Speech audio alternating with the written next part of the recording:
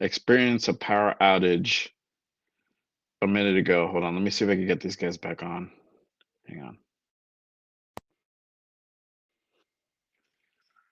There we go.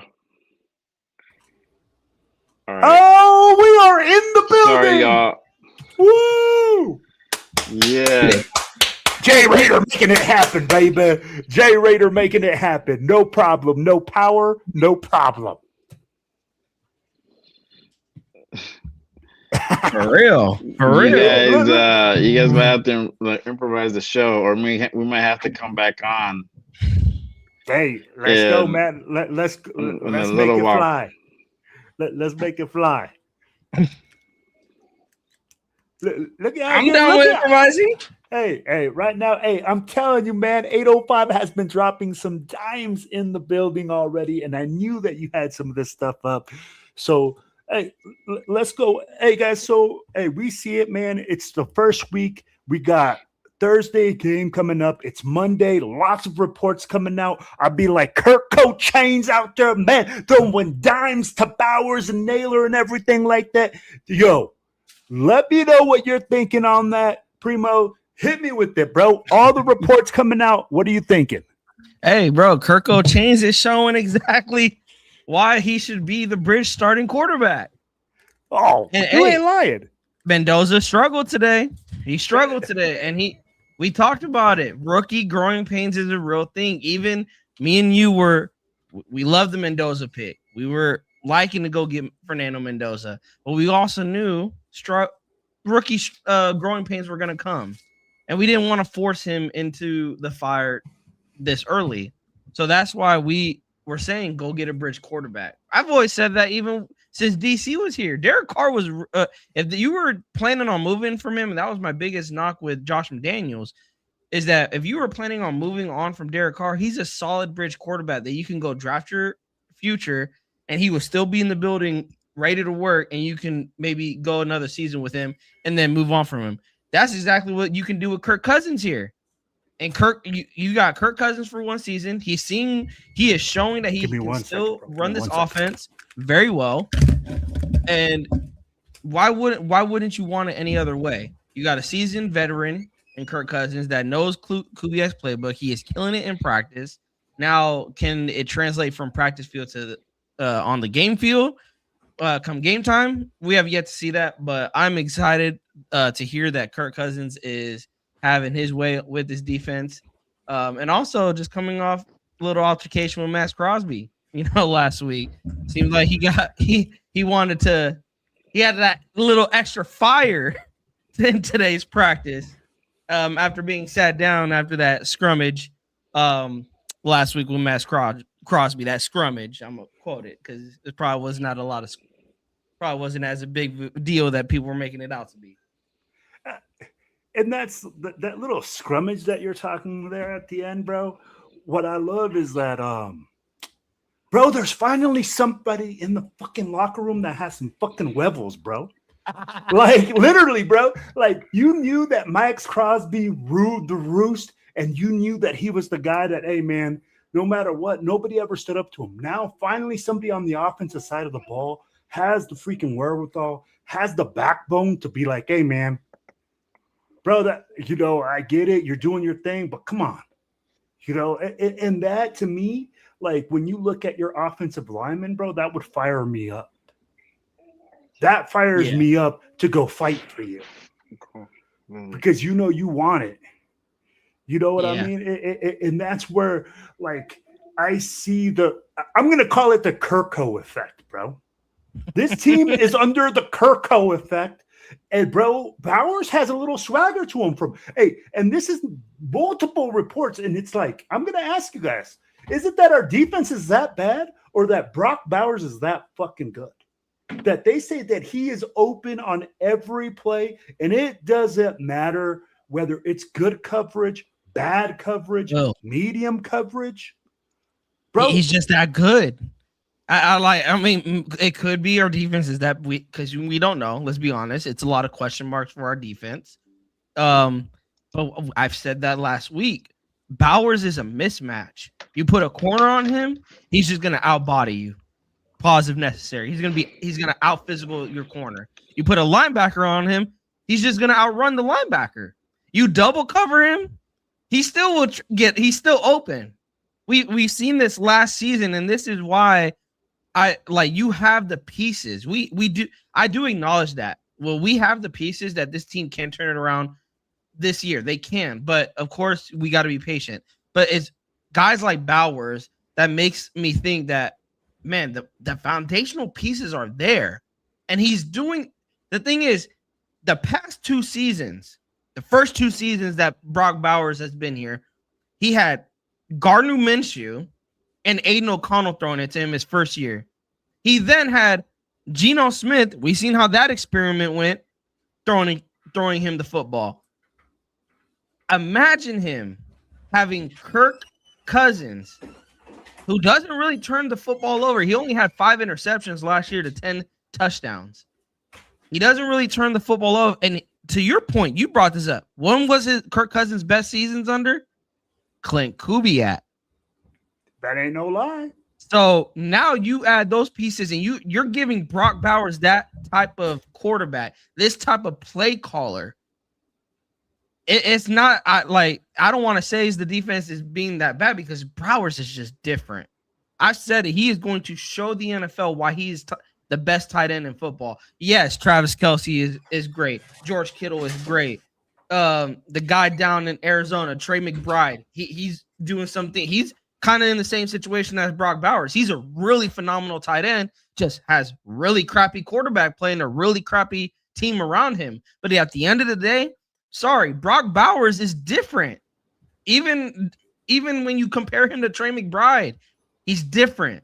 And he proved that last season, and he's going to once again prove this season and show the NFL why he's tight end 1. He is that good. It's not that our defense is that bad. It is that Brock Bowers is that good, and he is going to dominate this season. I agree with you. And so guys, just so you guys know, Jay is having some technical difficulties. We cannot bring up your comments onto the screen, but we will be reading through your comments and stuff like that and bringing them up and talking about it. So we just wanted to fill you guys in on that aspect. But hey, Big Luck says Brock Bowers is open like 7-Eleven, bro. He's always open. Just throw him the ball. But hey, and I love that 805 is filling us in, because he has been there live, bro. And now he's telling us, hey, when it comes to Mendoza, it's more than rookie growing pains.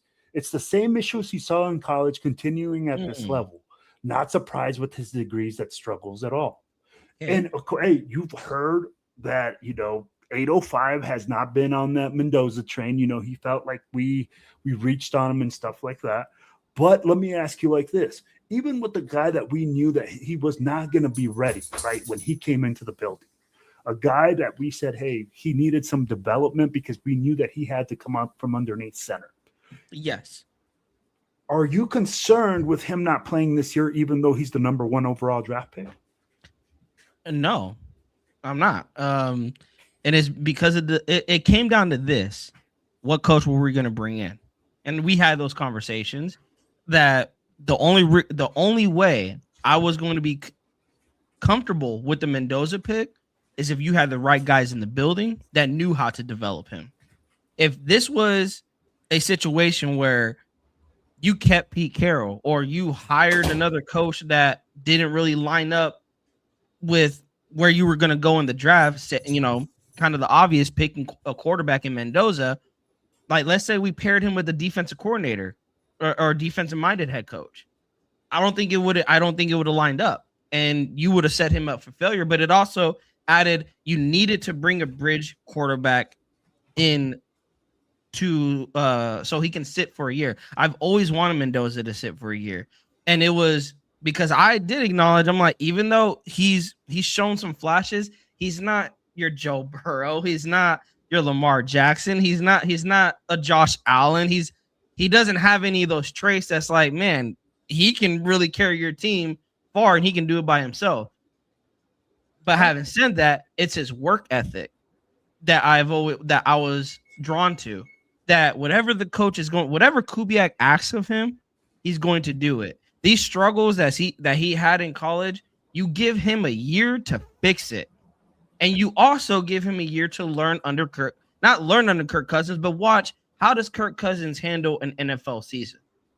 A veteran handling an NFL season, going against one of the toughest divisions in football, going against Denver, going against the Chargers and the Chiefs. Outside of the AFC West are NFC counterparts. The NFC West is the other strongest division. And you're going against that division as well. So why not have Mendoza sit back and learn while Kirk Cousins deals with probably the hardest schedule that the Raiders may ever see in Mendoza's life, and he won't have to even play this schedule. Now, I have said I would like to see him play in Week 15 because you still got to see what you have in Mendoza. I would be concerned if we're 2-10, Will, and they don't put him in. That's when I'm concerned. Because then, because I would ask this question: if he's not ready now, when is he going to be ready? And we're 2-10, and he's not ready. Or you guys don't feel that he's ready to go in. That's when I'm having a concern, because at that point, 12 games has already gone by, and you guys still don't feel that Mendoza is ready. Now that's either the Kubiak and the coaching staff not developing him correctly, or that is still on Mendoza that he's not cleaning up these college issues. I mean, we are deep into training, or 10 days into training camp. We're getting close to preseason. He had OTAs. He had mini camp. You would love to see these mistakes be cleaned up more now. But again, he is a rookie. And just like all the other rookies, I'm like, you know what? It's still early. At the end of the day, they're still rookies. They still I want to see how they play in preseason. And that's what I've always said. How does Mendoza go against the Texans? How does Mendoza go against the Cardinals?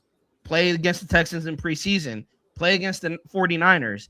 And if he is still struggling and showing those same struggles that 805 is seeing in practice and seen in college and that we've seen in college, then that's where we can probably have some concerns. I couldn't agree with you more, man. I honestly, I think him sitting and stuff, even people are like, oh, he's having these struggles. I think when Kubiak got him and they had their guys, and as soon as Kubiak put his stamp on it, that to me, bro, who the fuck am I to say yo, you made a mistake? I've only coached up to a certain level. I'm not in the NFL. So I'm just again, I'm an armchair quarterback sitting here as a podcaster, and I'm saying, oh yeah, this, and that. But when a guy at that caliber says, hey man, I think I can work with this and I can make something out of him, who am I to say that, bro, this dude ain't going to be a stud, right? They knew that he was going to go through those growing pains, that he had to do all these things. That's why they got Kirk. So at the end of the day, man, it's a win-win for the Raiders. Mm-hmm. Why rush him? Yeah. The question is this, and we've asked as well: are we making the playoffs? Hell no. So hey, bro, there's no point in rushing. Yeah, there's no point. You just said this team might be 2-10. How are we going to go to the yeah? We go over playoffs next week. Nah. But that's what I'm saying. Doesn't put us in the playoffs either. But that's what I'm saying. Will, is that there's no reason to rush him. Yeah. Let him develop behind the scenes, and then hopefully come 2027 he'll be ready. But like I said, if they're in a situation like that and he's still not in by week 15, I have my concerns. Agreed, man. Agreed. Hey, so here's a good question by Arnie. With limited reps in the preseason, who do you think out of the backups is going to make a big splash? Give me one on offense. I'll give you one on defense. Is he talking? Oh, he's talking about which backups? Yeah, which backups? Because I'll be back and Ben, and that's the thing. Who's a backup? I don't even know who a starter is right now on this team. Because here's my thing. Any of the wide receivers outside of Trey Tucker and Naylor are a backup. Yeah, you could name any of those wide receivers. You know what? You're gonna love this one, Trey Zune. Even though I think because right now he is listed as a backup. Now we believe that come week 1, he could be very well on that starting roster. Come week 1, but I think right now he's listed as a backup. I think Trey Zune's going to go out there and put belt to ass on some defensive linemen, and it's the best 5 out there. And we've heard, they got him playing all over the place: left tackle, right tackle, left guard, right, Like he is taking snaps everywhere. It could have been easy to say one of the wide receivers like Benson, but Benson has been balling out. You're not seeing a lot out of Trey Zoom coming out of camp, but I think he is going to shine in preseason. And he's going to get a lot of reps considering he is listed as a backup. And I wouldn't be shocked if Kubiak plays him all over the place in preseason, like they're doing in practice, playing him at left tackle. And then maybe, after, some drives he's playing at left tackle, he moves to right tackle or then moves to left guard. And the thing is, he welcomes it. It's not like he's against, he welcomes it. He's like, I will learn every position if I have to. He did it in college, and he will surely do that here. And he's like, wherever you need me, coach, put me in. You need me to play center? I'll play center. Need me to play left guard? I'll play left guard. Like, what do you need me to do? And I think that right there, and what we talked about it, versatility. I think that is the biggest thing we're going to see out of Trey Zoom in preseason. The versatility that this guy has. You ain't lying. So you went offense. I'm going to go defense with Ezekiel Massis. Okay. This kid has been making waves since day one. People have said, hey, man, this guy walked in with the swagger. He walked in like he belonged. And when you believe in yourself and you play that type of position, man, and I've heard. Now, again, I don't know. I wasn't there. 805 might be able to confirm this, that he was like white on rice. Bro, he was out there stride for stride with guys, keeping it good. I'll be like sticky coverage. So I think Masses, and that defensive backfield for us is an open game. That number 2 spot. They said Darian Porter has it, and he's been working with the ones, but that spot isn't secure. Yes. So do I think that he can make a splash in the preseason to make a move up? Absolutely. And I'll give you a name on offense, bro, that keeps repeatedly coming up as a man amongst boys, as a dude that looks like a freaking ape out there. Hey, that Mike Washington dude, bro. Hey, woo, baby. When you see that frame and you see that body, bro. Heard he's running over some defenders in practice too. That's what I'm saying. Hey, so we got Brother Yaya says same. Roshad says J Raider has that Elon Musk Starlink Wi-Fi. And T Severe says, Severe says this. Jack Besh slowed down Jay's internet connection. Talking about a guy that just has been non-existent. Yeah. 805 brought it up early in an earlier comment, bro. Jack Besh needed to show up. Everybody said, oh, you just wait to show up in pads. Jack Besh is going to show up in pads. And I have heard nothing, Primo, about Jack Besh. And we're rooting for the guy. That's the thing. I don't want people to get it twisted. Like, we're rooting for like the guys like Dante Thornton and Jack Besh. The problem with it is that that's all I hear out of Besh. He's physical. He's a good blocker. Now, I remember when we drafted him, he was going to be the replacement to Jacoby Myers. My thing is this. I don't see the same production that he's given the same as Jacoby Myers gave us. Like, I can see him being a good blocker for us. I can see him making those tough catches. But one thing Jacoby could do that apparently he is struggling in, and again, we're going based off what we're hearing out of camp. 805 could correct us if we're wrong. He is struggling to get open and cause any separation from defenders. One thing Jacoby could do very well with his route running. Now, again, we're going based off what we're hearing out of camp. 805, you're there in person. Correct us if we're wrong. The thing is, I said this. If we turn on our TVs Thursday night and Besh is still, and we see it in live and living color, that Besh is struggling to cause any separation, you know who you're opening the door for? The Malik Bensons, the Shedrick Jacksons. And now we're hearing Thompkins, the guy that I had no idea who he was. We're hearing Thompkins making a case for himself. Apparently, like, that's where I'm telling, like, yes, we had this conversation maybe 2 weeks ago. Is Besh on the bubble to possibly get cut? I don't know. But I will say this. There's guys in that wide receiver room, you guys, that are making it, that are going to make it very, very tough on Clint Kubiak to go to Spytek and be like, I know he's your boy. I know you drafted him in the second round, but I got these other guys that are showing up more than he is. Like, let's be honest. Malik Benson's already being considered as wide receiver 3 in year 1. In year 1, you guys, that should have been Besh's spot. That's why I have an issue with not hearing anything out of camp from him, because you're going into your second year. I get it. You're learning a new system. I get that. But Malik Benson's learning a new system. Bro, he's going from college to NFL. You already got one NFL season under your belt. You're a veteran. And you were a second-round pick, and Malik Benson is a sixth-round pick, and you're telling me a sixth-round pick is outperforming you? I got questions. 100%. I got questions. Yo, 805 just responded, I believe. Yeah, so I'm going to give you his response. He says he's struggling to get the QBs to even look at him. QBs don't even look his way post snap. I was there 2 full days and not a target on 7-on-7s. Primo, not And one you know what target on. This is 7-on-7. This, you know what that tells me? Trade You know block. what that tells me? Trade You're not block. getting open. You're not getting open.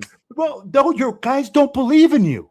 This is something, Yep. and I'm telling you, bro, even 805 as a coach, even the high school kids, bro, when the quarterback believes in you, these kids will literally, like, the quarterback will turn and look that way first. They will sometimes stay with that read entirely too long because they believe in you. But for Jack Best to not get one look in 2 days of 7-on-7, that to me means, hey, bro. And I told you, and I know that Jay said, hey, I would not be trading him. I would not cut him. But you're either on the trade block or, hey, because I'm telling you, what is he going to do? Play special teams? He's a second-round draft pick, Primo. You said it. He should be a starter. Yes, He's a second-round draft pick and not making one impact on this team. But to sit there and be the towel boy, and bro, if you can block, great. Play O-line, gain some weight. Be a tight end. I mean, he played tight end before, so. And that's the thing, is that this preseason is big for him, and that's why I'm not counting him out, you guys. Like, I don't want, again, don't get it twisted. I'm not counting him out. It's just, it's a big training camp for Jack Best. It's a big preseason for him to prove the critics wrong, especially when you got guys like Malik Benson and Tompkins and even Shedrick Jackson making some noise out of camp. That's where it's like, okay, Jack Best, what do you bring to the table? Let's hear something out of the Jack Best camp. And we're just hearing crickets. Like, that's what concerns me, you guys. Like, I don't know if that's not, I shouldn't be concerned about that, but that does concern me. Like, I want him to get a lot of reps, in preseason. Yeah. Like, show us something. And if he has to get a lot of, reps in preseason to show us something, then I'm all for it. Because what you put on film, that is the bread and butter right there for us to look at. It's to look on film and be like, okay, let's see what is going on with Jack Best, that he's just not getting the quarterbacks to look his way. Like, what is the issue? And again, I'm telling you like this. Hey, Primo, I'm going to tell you what the issue is. You're not getting open. You're not getting open. Like, it's not that the quarterback is going like, oh, I just don't like you, Jack Best. Is that you're not creating enough separation or space for him to even throw a dime to you. Severe even said it. They're using him more like a tight end. And still, he can't get open, bro. So it does make Spytek look bad, because you're telling me you spent a second-round pick on a blocker that plays wide receiver when you could have just drafted an offensive lineman, bro. 100%.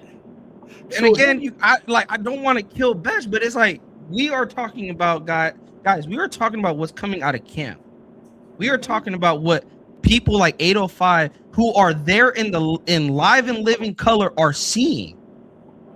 I want to believe in Besh, but it's like everything I'm seeing coming out of camp is just be patient with him. Like if I'm Besh, let me put myself in Besh's shoes. I am fucking worried because I got Malik Benson already considered wide receiver 3. Mm-hmm. I already have other wide receivers that are outperforming me in camp. Like that's the way I'm thinking about it. If I'm Besh, I'll be shaking in my boots right now, or as let me call it, cleats. I'll be shaking in my cleats right now. Yeah. Because I got because think about it, you guys. At the end of the day, yes, it's football, but it's also a job. Like this is how they provide for their family. You got guys that are hungrier in that wide receiver room because we talked about it numerous times. You got Tucker, you got Naylor. Who's wide receiver 3? Who is wide receiver 3? Right now, wide receiver 3. Gosh, hey, we're in Jay's pocket right now, guys. Check. This is what's happening. There he's hey, we got it, bro. Hey, We can hear you, Jay.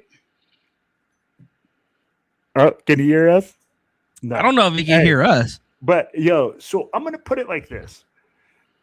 Says here, Severe says Marcus from TDL said the same thing about Besh. Q Myers was saying that Besh hadn't done anything to impress.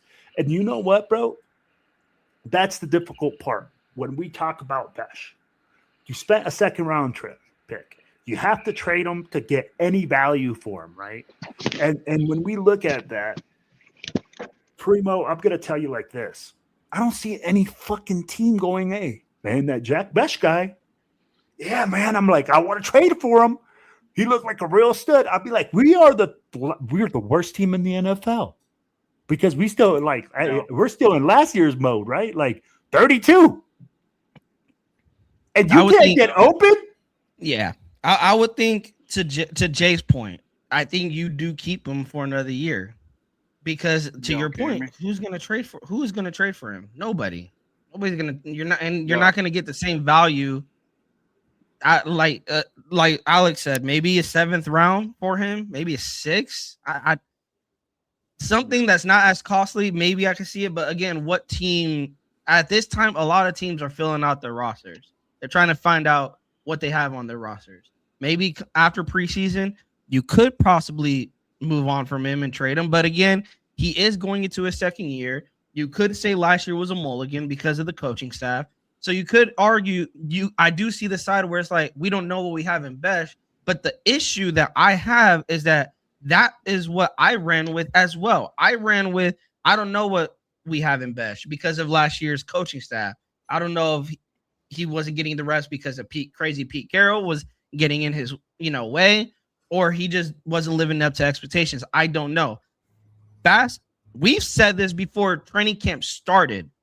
If Jack Besh could not perform in a Clint Kubiak-led offense with the way he can call plays and scheme guys open, key thing, scheme guys open.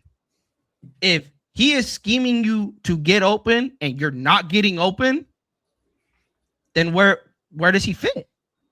Because at that point, we're talking about scheme fit, Will. At that point, we're talking about scheme fit. If he isn't fitting the scheme, then where does he fit in that wide receiver room? On the bench? Cowboy? I'd be like, and that's the thing, right? Like, when we look at it, Jack Besh isn't a guy from this regime.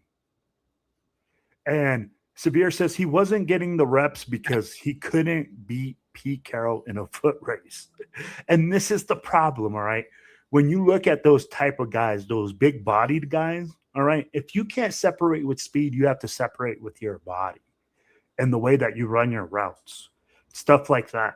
I'd be like, if I could see them moving him into that tight end, that slot spot, but at the same time, if he can't create separation there, Primo, he's not going to create separation anywhere else. Dude, Brock and Michael Mayer creating separation. Yeah, but at the end of the day, even as a tight end, you still need to create separation. And look at it, man. 2 big-bodied guys that can go up and get it, make bodies with their – and Malik Benson is making catches. It's just like you said. The wide receiver room, man, is wide open. But yo, we beat this horse to death. Yes, I feel like yeah. I think we talked Jack Besh. I do want to say Rosetown hit it. We can end it right here with this Yeah. conversation with Besh. Rosetown said it best. It's a prove it year for everyone sticking around with this regime. And I totally agree. It is. Yo, so you hit on this earlier, right? Trey Zune, bro. He's getting reps at right tackle, at right or left guard, at center. Bro, what are you thinking with this? I'd be like, my thing is this. You keep hearing that he's getting a lot of reps with the twos. He's not getting very many reps with the ones. So what do you think are they trying to do? Are they just trying to find a spot for him? Or are they really trying to see if this kid's a multi-tool? That I think they're seeing the versatility that he brings. That's immediately if you guys watch Behind the Shield, that's what they fell in love with, is that versatility that he brought. That he could play from the left all the way to the right side. Now, come preseason, I think come Thursday, we're gonna see him earn his spots to get some reps with the ones. But I would like to see him get reps with the ones already, considering I see they're still shuffling around that offensive line with the first team. Now, as of right now, it does seem like it's Colton Miller, Burford, Linderbaum, JPJ, and Glaze as our starters, or as our starting five. What I want to see is, how do you feel about Burford playing, like starting at left guard? Because that's where we kind of agreed, is that's where Trey Zune would probably be, is taking that left guard spot. But right now, they got Burford listed as the starter. I had a lot of Niner fans. They didn't like Burford. And now I'm like kind of worried, because I'm like, well, Kubiak likes him enough to put him in the starting spot as of right now. Mm-hmm. Well, I'm going to tell you like this. First of all, man, the comment of the night has come in. I'm telling you right now, this thing has more heat than freaking the U.S. Arsenal when we go to war, baby. Hey, Jack Besh, this is coming from Severe. Comment of the night, ladies and gentlemen. Besh is a year away from creating significant separation. Oh, no. He's going to separate himself from the roster. Man, Severe? The horse is already dead, my brother. The horse is already dead. Oh, my gosh. Hey, so... And we went to the offensive line, but hey, I'm gonna tell you with Zune, man, it's like when you're a coach and you get this guy that has a lot of talent, you want to see him in different spots. You want to see his ability, right? And right now in the preseason is just the right time for this to happen. You can put him at center, you can put him at guard, you can put him at tackle. And if you're having weaknesses or second thoughts on anything, because you go like, hey, man, we heard earlier in 805, don't kill me, bro. Jordan Meredith had issues with, 2 snaps over the head of the quarterback, so then you got to see, hey, man, who can be a supplemental center just in case he goes down? So then you're going to get him reps, and then you got Linderbaum there for the next 4 years. What happens if his contract gets too big? You don't want to re-sign him. You have to move a different center. So I love that we're looking at the ways how to utilize this kid, and that they're not sitting there and just pigeonholing him. Because as a lot of coaches know, a lot of players get pigeonholed. And pigeonholed, what I mean is like you have a lot of different abilities, but because your team needs that certain ability, that's kind of like where you just fit in, and you don't develop others. So I think that with the Trey Zune situation, I think that's something unique. And I think that we need to take advantage of it. And I think that Trey Zune, man, is going to be a guy that's going to be a roster spot. But I'm with you right now. With Buford at left guard, the way that they have it listed, I'm going to tell you something, though. I'm going to shut my mouth. I'll go about my business, and I'm going to let Kubiak cook. Because we said, hey, man, we got to let this man cook. And we are already questioning things before the first game. Oh, there he is, bro. There is the man, the myth, the legend, Jay Raider. Hold on. He's the Might get hold on. in a minute. I pulled it to my voice script. I'm back.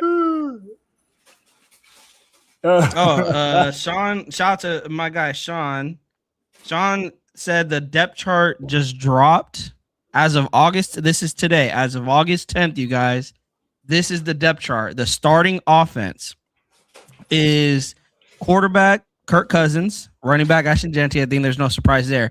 But the wide receivers, wide receiver 1 is Jalen Naylor. Wide receiver 2 is Trey Tucker. Wide receiver 3 is Jack Besh. No. Yes, that is their depth chart right now. What? I know we were killing the dead horse, but yep, shout out to Sean Johnson just DM'd me the roster / depth chart as of today, you guys. As of August, I'm reading it right here. As of August 10th, 2026, Jack Besh is your wide receiver 3. And then your offensive line is Colton Miller, left tackle, Spencer Burford, left guard, Tyler Linderbaum at center, JPJ at right guard, DJ Glaze right tackle, and then Brock Bowers tight end. They got Trey Zune as the backup to DJ Glaze at right tackle. Interesting. That's very interesting. But I mean, Zune can play all over the offensive line. They got Caleb Rogers, the backup to Burford, and then Meredith is the backup to Linderbaum. Wow. So 805 and that's coming says from the Raiders website. And you know what? That's crazy, man, to even think about that. But 805 says, and this is coming for Jordan Meredith, all right? He's feeling this. He said, the one reporter said went over Fernando's head on Saturday was all over Fernando. I could have been swayed. I don't even know who was at center that play. He also fumbled the snap from underneath center a few plays later, and that has been reported that's something that he has to work on is getting the ball from underneath center. But what you just told me at wide receiver 3 that it is listed, are you sure that this isn't like there has to be a mistake? I'd be like, for him to be listed at 3, I didn't even go down to the defense because they said, Tavir's right. They got Traden Stooks behind Isaiah Palomalu at free safety, which Palomalu shouldn't even be starting at free safety, but give us the roster. Give it to us. Give it to us. The defense. Okay, so if I wish I could share it, but yeah. So here's your starting defense, you guys. Max Crosby, starting defensive end, no surprise there. Tonka Hemingway is the starting defensive tackle next to Adam Butler. They got 2 starting defense tackles listed. And then at edge, they got Kwity Paye. Your starting linebackers is Nakobe Dean and Quay Walker. Your starting corners as of right now is Eric Stokes as your corner 1. Corner 2 is going to Darian Porter right now. And then corner 3 is Teron Johnson. Starting free safety is Isaiah Palomalu. And strong safety is Jeremy Chin. And Jermon McCoy is the third backup behind DeCamerion Richardson and Eric Stokes. But again, it's so early. It is so early. Well, I think after this preseason game, that depth chart is going to really start figuring itself out. But I'm going based like this is what y'all see in practice. This is what we're seeing in practice. You got Stooks over Isaiah Palomalu. You got Besh over Benson. All right. Yeah, to me, I'd be like, I have certain questions on that, but at the end of the day, man, all it is just a lineup, until we line up on Thursday and we see where the guys line up. I'm like, I'm just surprised by Jack Besh. But I'm going to tell you something that did make me excited right there. What you just said was Tonka Hemingway and Adam Butler. The big Tonka. Well, and that right there, I'd be like, that pair, man, I think will create some havoc. And from what we keep hearing in practice is that Tonka Hemingway, bro, has been an absolute beast this year. Is this the year that he makes that leap? He had 4 sacks last year in the little time that he played, and I think he is taking advantage of playing next to Max. That we talk about the attention that Max brings. the double teams, the triple teams, the chips. We always ask who's going to win those ones in the interior or even on the edge. Tonka is showing that I'm going to need to have some double team myself. I will wreak havoc if you keep one-on-one with me.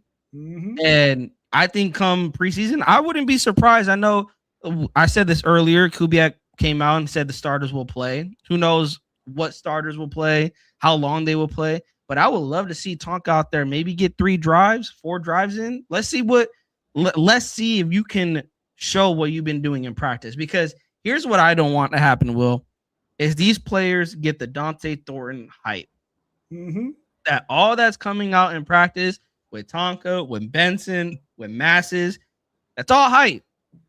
There he is. Yeah. There he is. Yeah. He's in the building. Let's go. Look at this guy trying to hijack my show.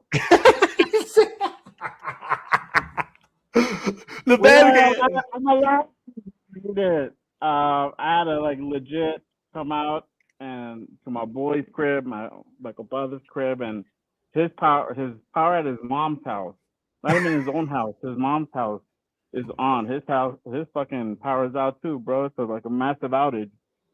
So Hey. this is where we at right now, bro. Somebody was trying to hijack your show, bro. Hey, you got to get that. These guys were like, "Well, we schedule," and you guys keep talking. I was waiting for the announcement to come. Hey, we were holding it down because we're like, hey, bro, Jay's trying to figure something out. Yeah, I told y'all about the schedule. Hey, I thought he was gonna jump on the phone. That's what he said. I tried to at the crib, and I couldn't do it, bro. And until I started driving, and then now I'm here, and I'm outside, so y'all know.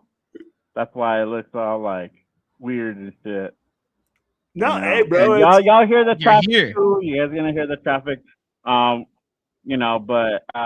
yeah, man. Jay, just take off the back screen thing and let it ride, bro. Just let it show people how hardcore Jay Raider is when he does his show. I'll show you guys real quick. Hold on. This man went over to his boy's mama's house to make sure. I'm on the patio right here. Sitting. But there you go. All right. That's dedication right there. That is dedication. Salute to man, you, Jay. We're gonna go ahead and kind of continue on. We're probably not do a whole long show because I got about an hour. I got about 2 hours with the laptop, but I gotta eventually get back to the wifey. I could do another hour. And as you guys heard, I'm next to the Speedway. No, I'm just kidding. It feels like the Speedway out here, bro. Damn. Hey, my man is hardcore, bro. If you ever need a podcast done on the road, Jay Raider got you. No internet, no problem. No electricity, no problem.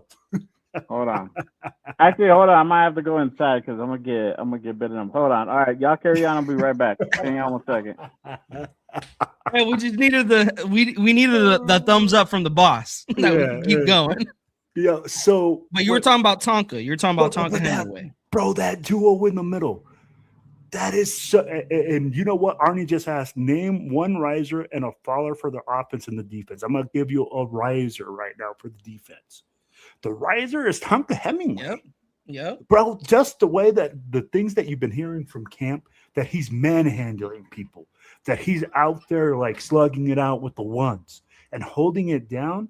To me, bro, about damn time, baby. We needed a guy in the middle that could go in there with Adam Butler and make a dynamic duo. We keep asking ourselves, who's going to be the guy across from Max Crosby?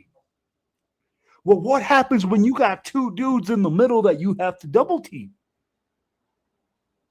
And that's the scary part. And I've always said we haven't seen the best out of Max because imagine if he can get one-on-ones with someone else demanding a double team.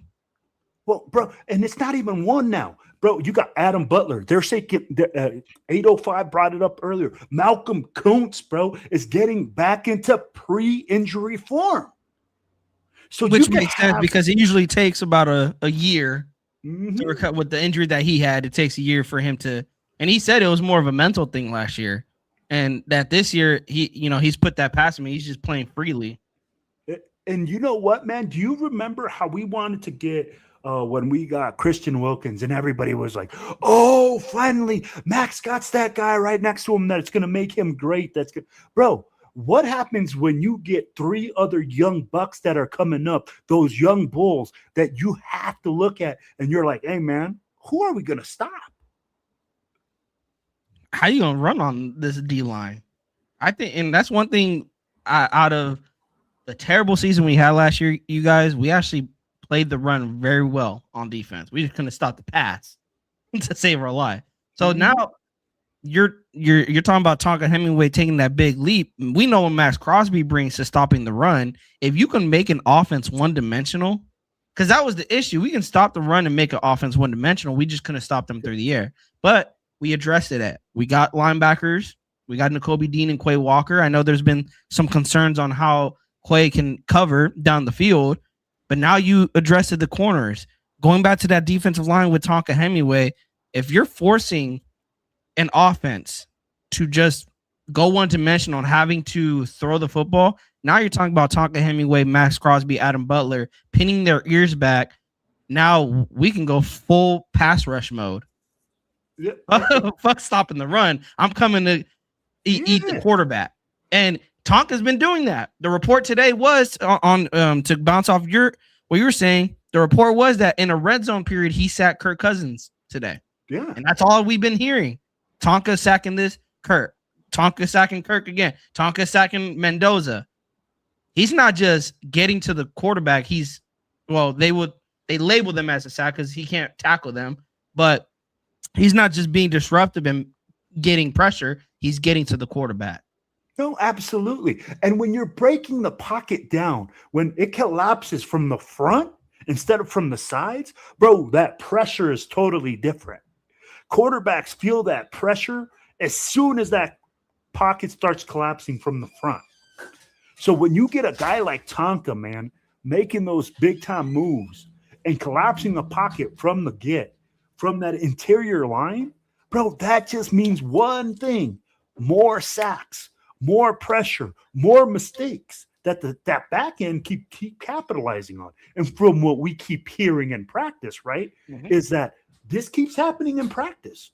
Guys are capitalizing on mistakes. Jeremy Chin had an interception. Darian Porter has had interception. Ezekiah Massis has had an interception. So with those things going on in practice, bro, us having the ability to put pressure without having to send the house is a big time thing. And I'm going to give you something. Hey, Arnie asked for a guy that's actually a loser, and I'm going to go back with Jack Besh. I don't give a damn what that fucking depth roster says. Jack Besh is the biggest loser of camp. Why? Because he hasn't had anything to say, hey, man, he's getting separation. There's nothing to validate him as the second-round draft pick. There's nothing to validate him on any part of this team or to even validate his position at the third roster spot. What do you think, Primo? I'm going to go a different route, but to bounce off of that, you're right. Like, that's why when I got sent the depth chart, shout out to Sean again, shout out to my guy Van City too, because they were hearing me.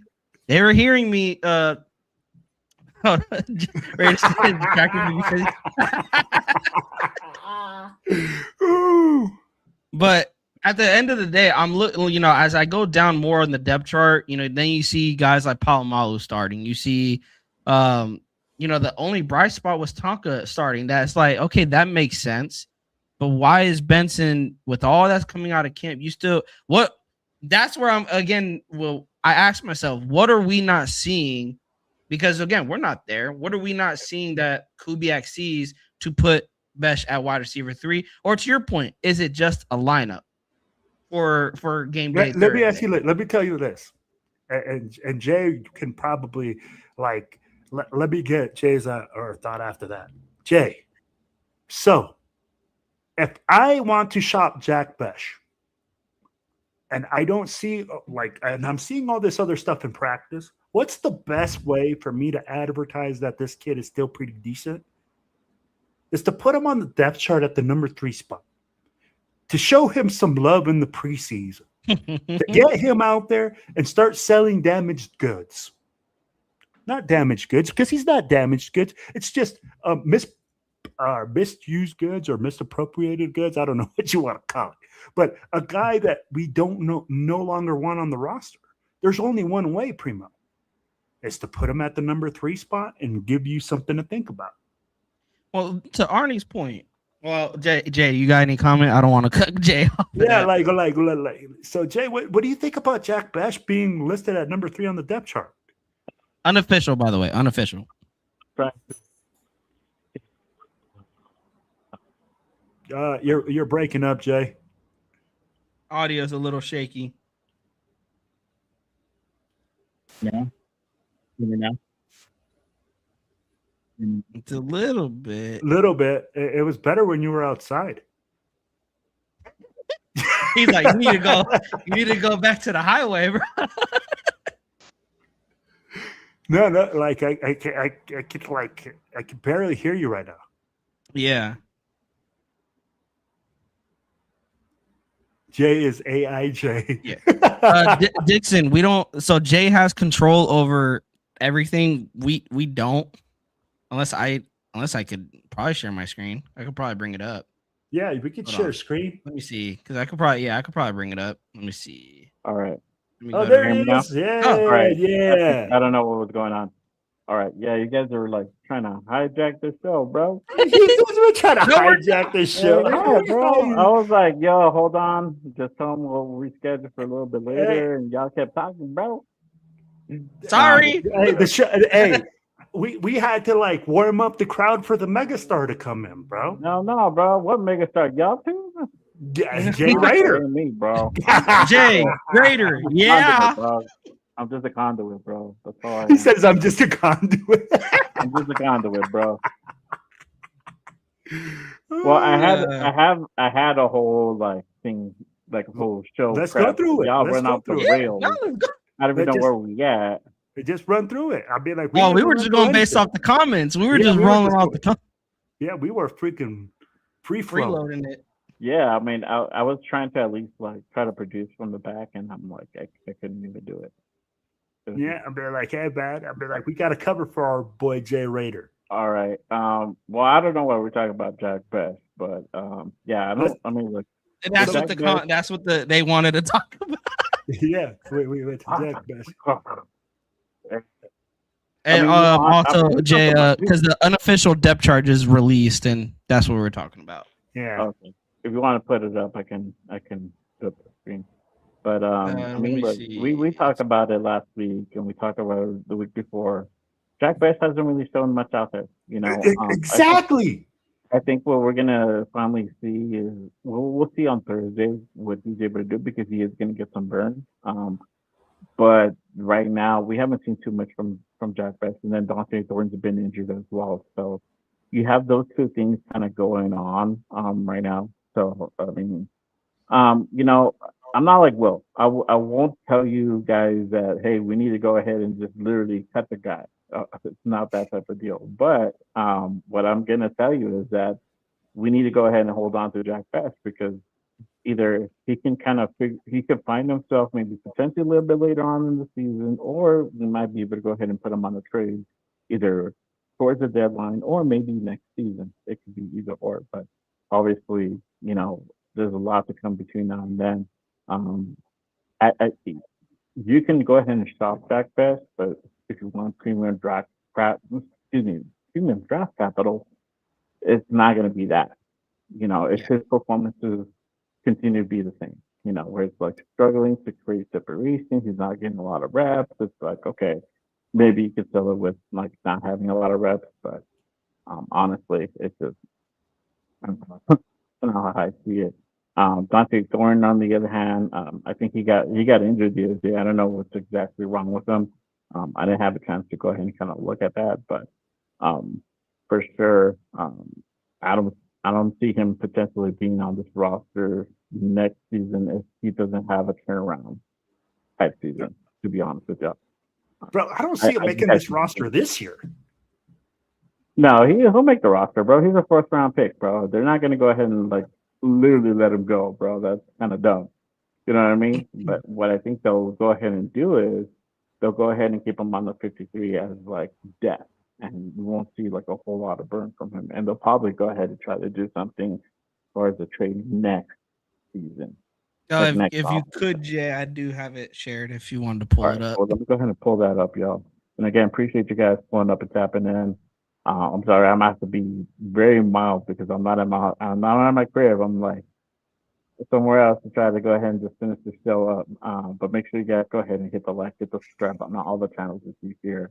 My guy Silver and Black Reader podcast, and then my guy Primos at Reader Primos. So make sure you guys go ahead and tap in, and obviously my chan at Just Raiders, baby. Appreciate you guys. All right, what are we looking at here? Because on my screen it looks very small. Yeah, bro. Like I can barely see it. That's pretty much like I'm gonna send it to you. No, I see it. I just had to like go full screen because I mean, like, bro, I almost have to get into the screen. Yeah, I don't have like 3 monitors in front of me. I only have my laptop. All right, hey, so right, it says wide receiver, Jalen Naylor. What the? So Jalen Naylor, Dante Thornton Jr.'s second string behind Naylor. Cedric Jackson is the third, and then outside of that is Chase Roberts.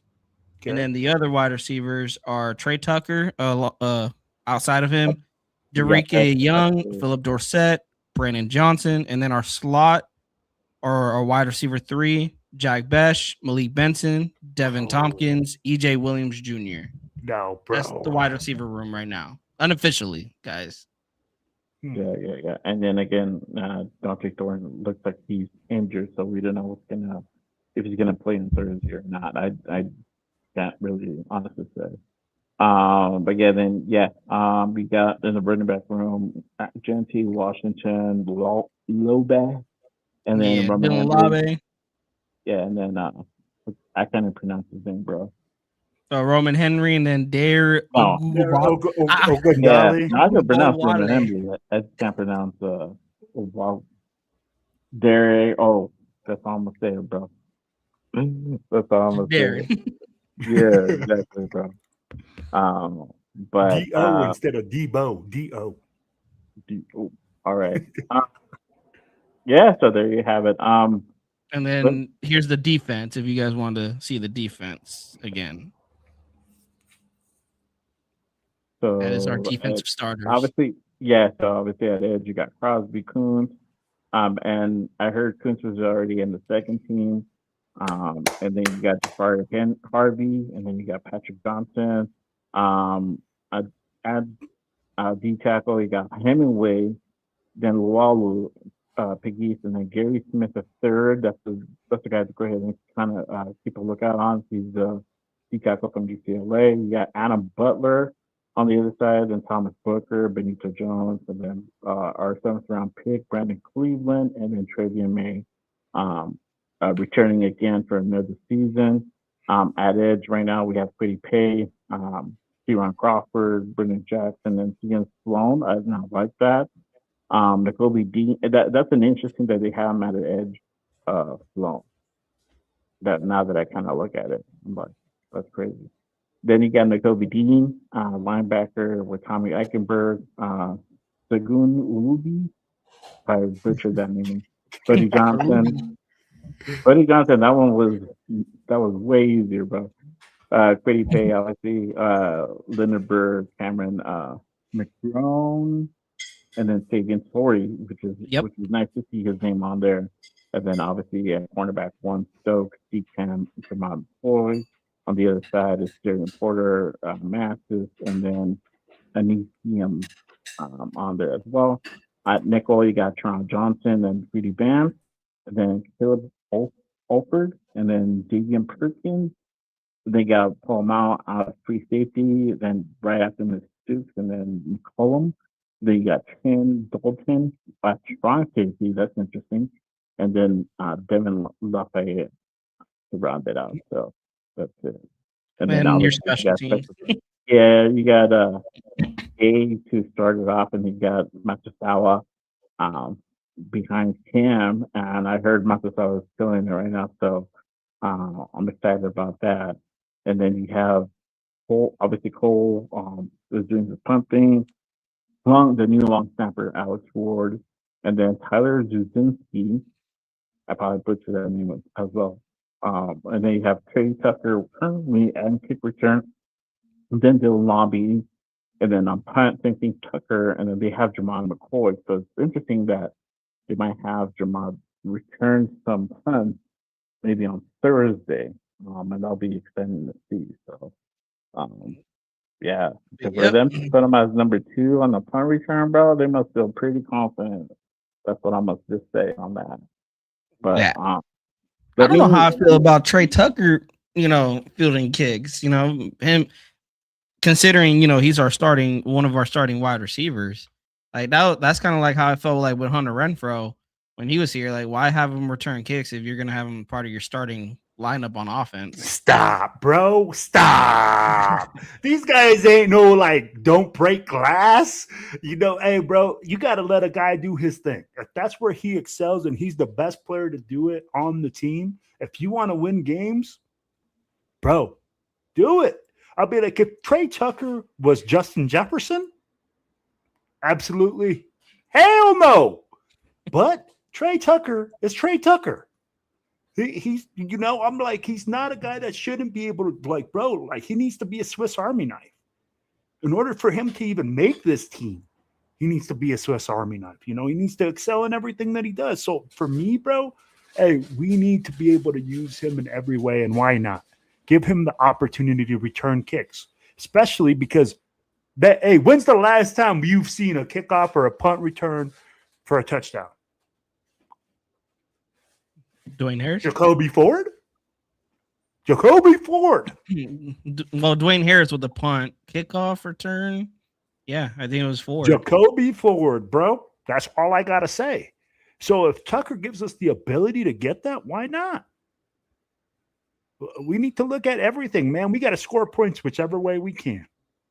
Yeah.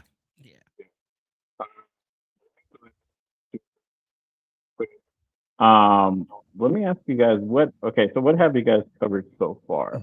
Jay, we're going to cover every single banner. No, what have you covered so far? We've just talked about everything. We talked about wide receiver 3. We talked about Tonka.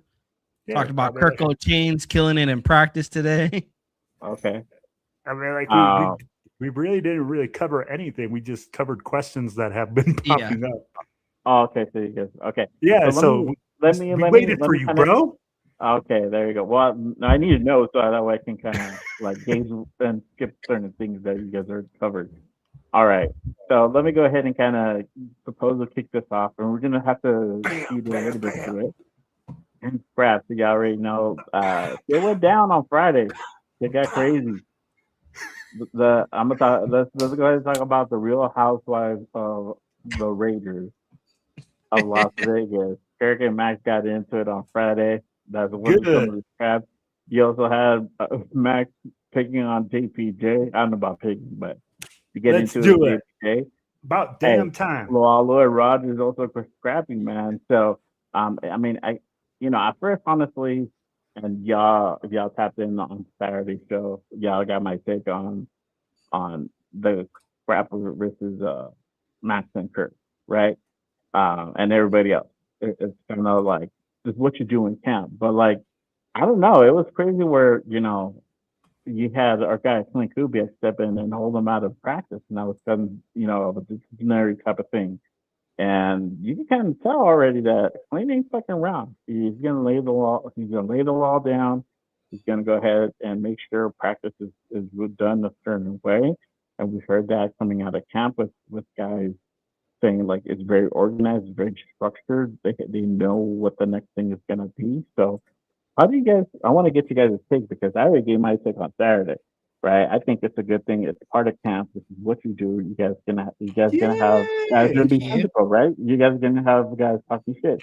And also, too, sometimes it's because you just want to go ahead and spark things up. You want to go ahead and get guys into camp. You guys want to go ahead and start, like, getting that aura, man, that fire under the fucking belly. You know what I mean? So, how do you guys feeling about everything that kind of went down last week? And how do you guys feeling about this week going into week 3? And then obviously we got the game on Thursday. So Primo, I'll hit you up. All right. A lot of fun, bro. I love it. I love it. You got multiple scrums out there. You got Max and Kirk. You got Rogers and Pegues. You got a lot of, and that's what competition brings out.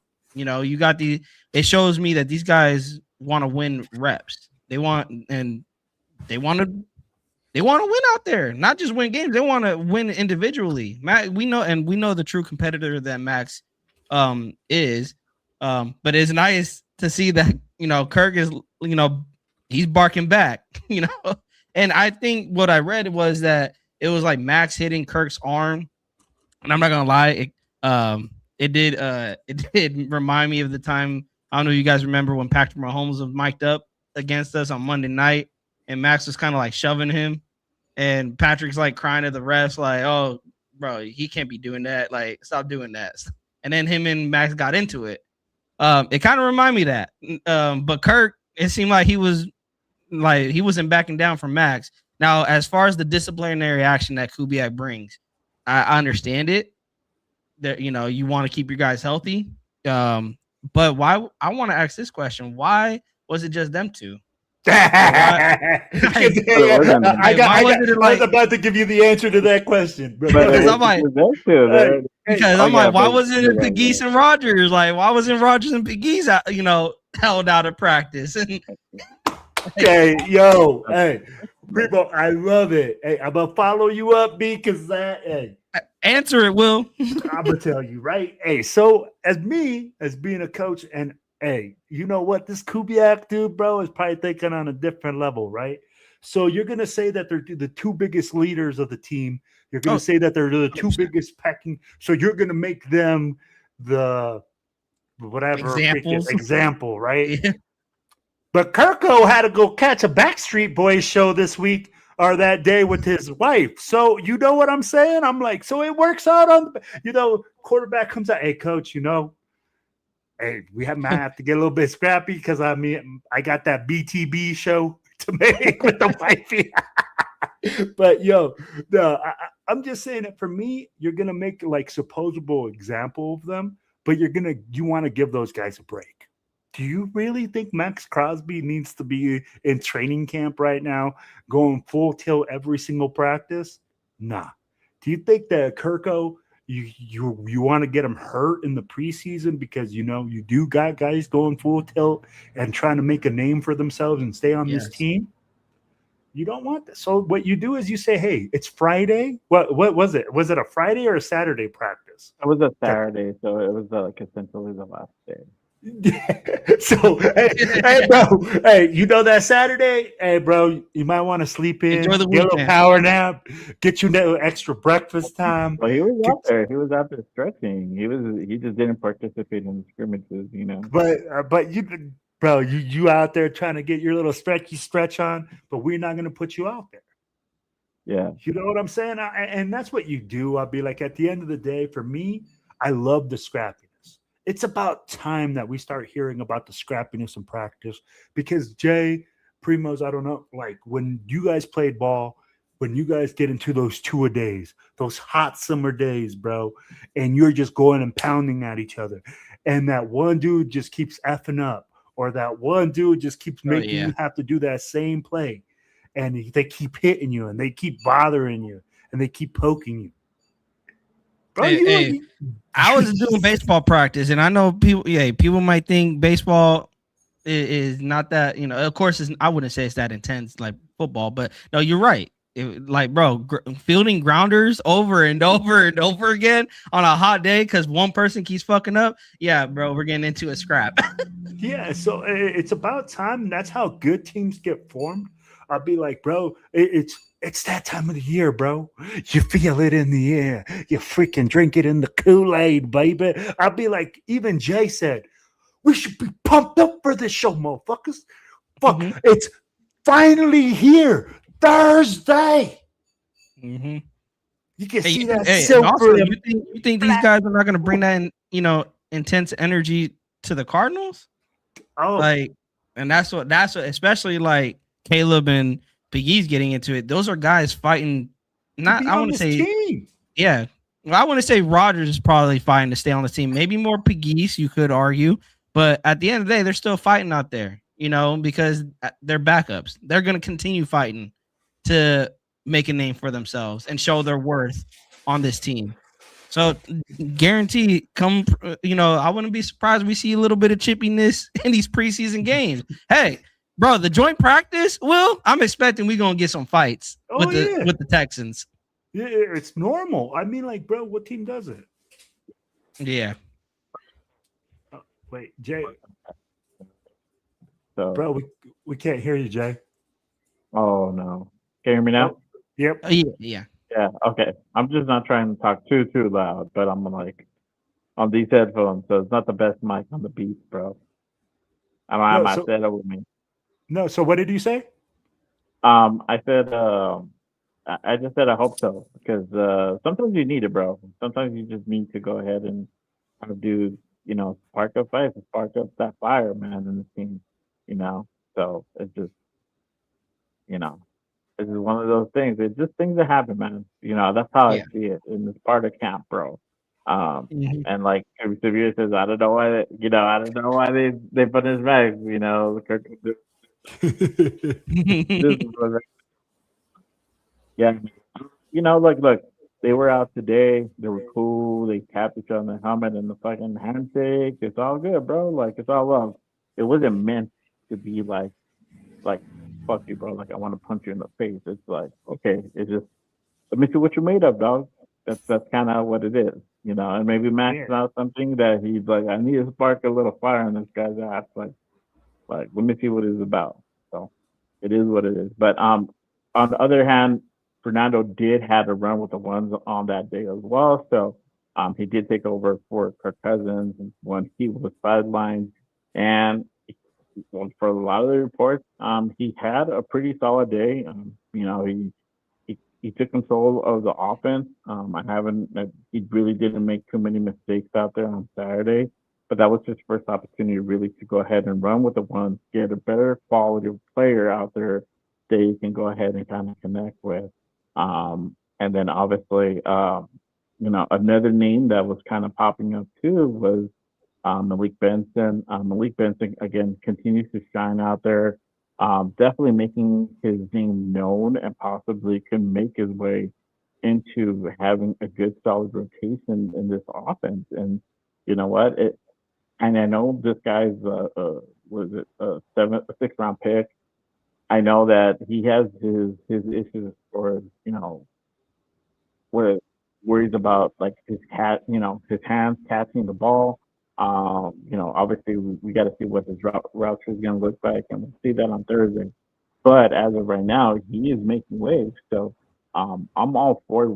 How do you guys feel about Fernando's run with the ones, and then Malik Benson as well? And then I can't forget to mention Will's guy, Zune taking reps at the center, and then also at right tackle, bro. So I feel with him, he's definitely going to be that guy who's going to be that backup center who could possibly come in at a utility type of position if somebody were to go down. And hopefully, God forbid, there's wood right here. It doesn't happen.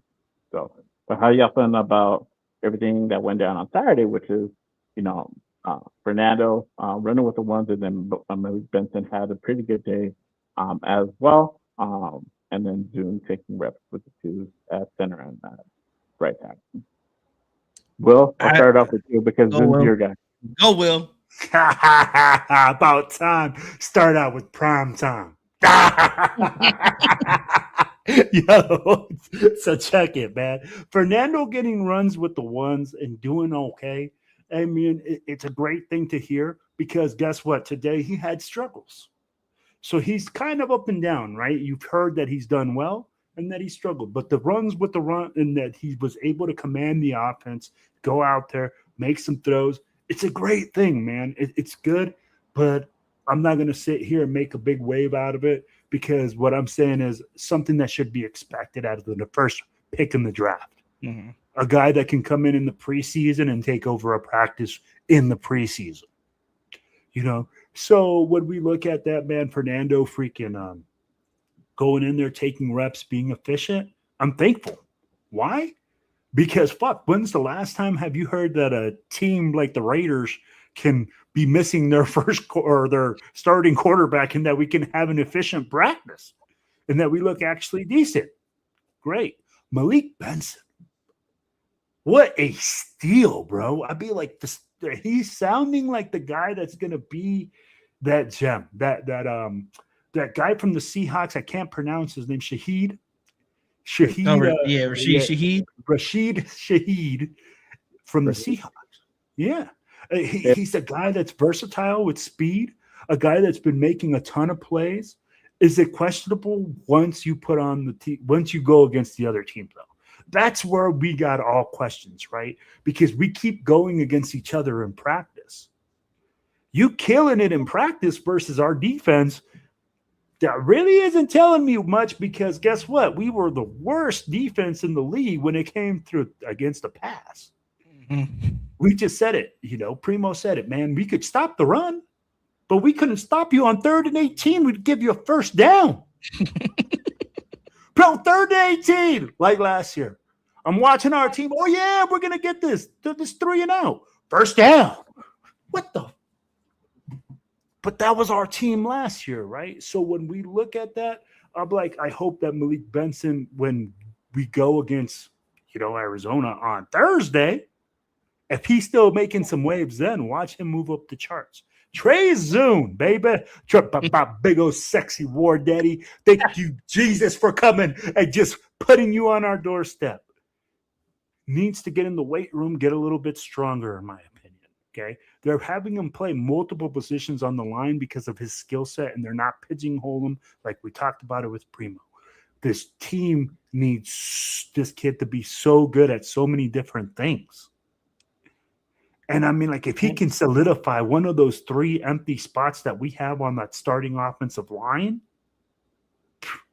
that's money in the bank, bro.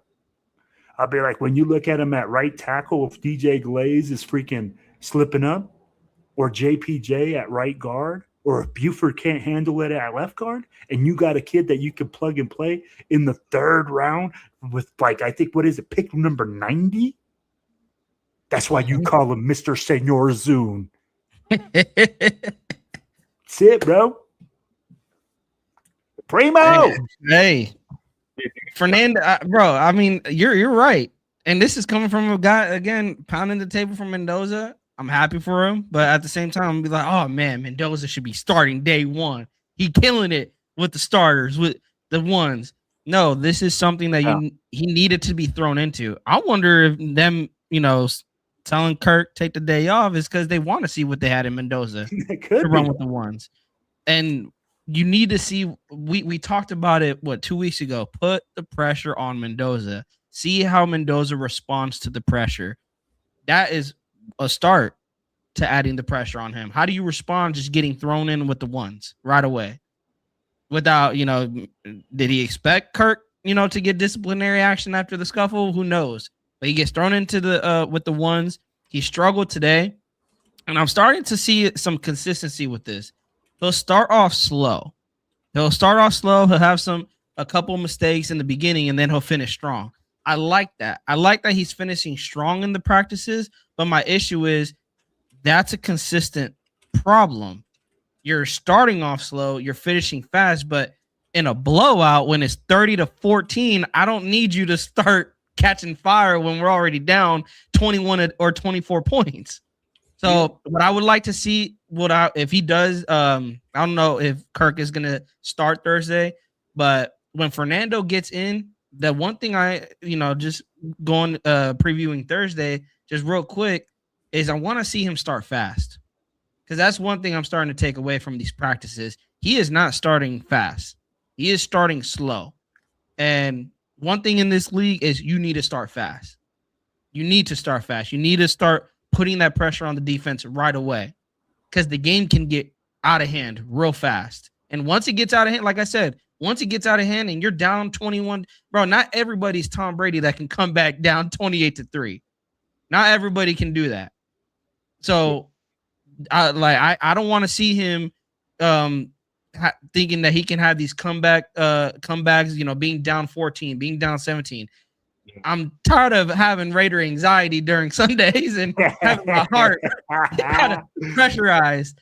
But yeah, I just want to see him start fast. Going to Malik Benson.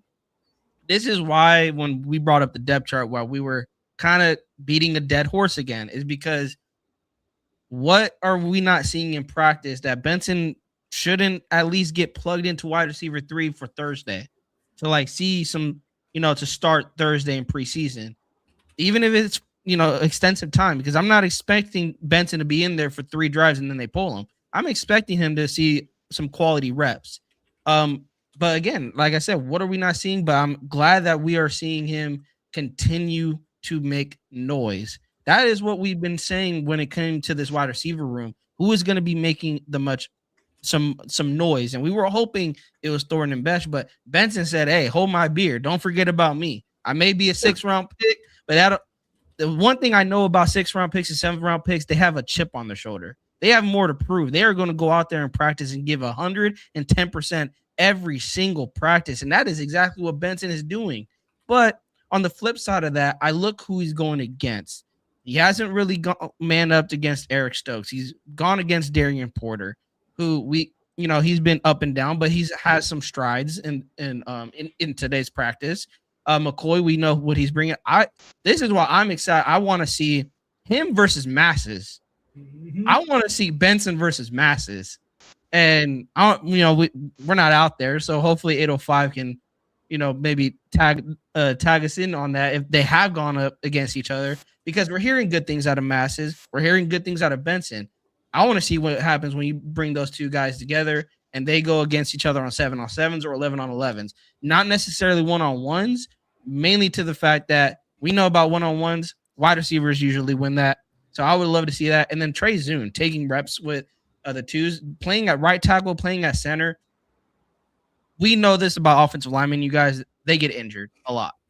Their durability is severe, bro. Sorry, man. I'm like, holy. Oh, no, you're good. You're good, Raider Will. But we said this last. What's Severe say? The only noise that Beth and Thornton are going to make is fart sounds from the bench, bro. That's what my son does, bro. A little fart noise in his mouth. But Will, we talked about it with Trey Zune. Mm-hmm. If one of these linemen go down, Trey Zune could be taking somebody's job. Oh yeah. Then we talked about that, and it's that versatility that I'm telling you, this coaching staff, this front office fell in love with, and they're putting it on display in practice. Can you play center? Can you play right tackle? Now, yeah, he hasn't got any reps with the ones. He's working his way up with the twos. But like I said, I heard like, when it comes to the preseason, I wouldn't be shocked if we see Trey Zune start climbing the ladder on the depth chart. Same with Benson. After preseason week game against the Cardinals, I wouldn't be surprised, come Texans week, we start seeing Trey Zune and Malik Benson's names start flying up the depth chart. Yeah. Let me kind of go ahead and keep it pushing, y'all. Did you guys talk about Masters already? Not really. No.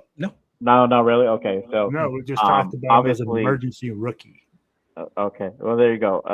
So Hikazai Masters continues to impress with the one. This week, last week, and then this week again.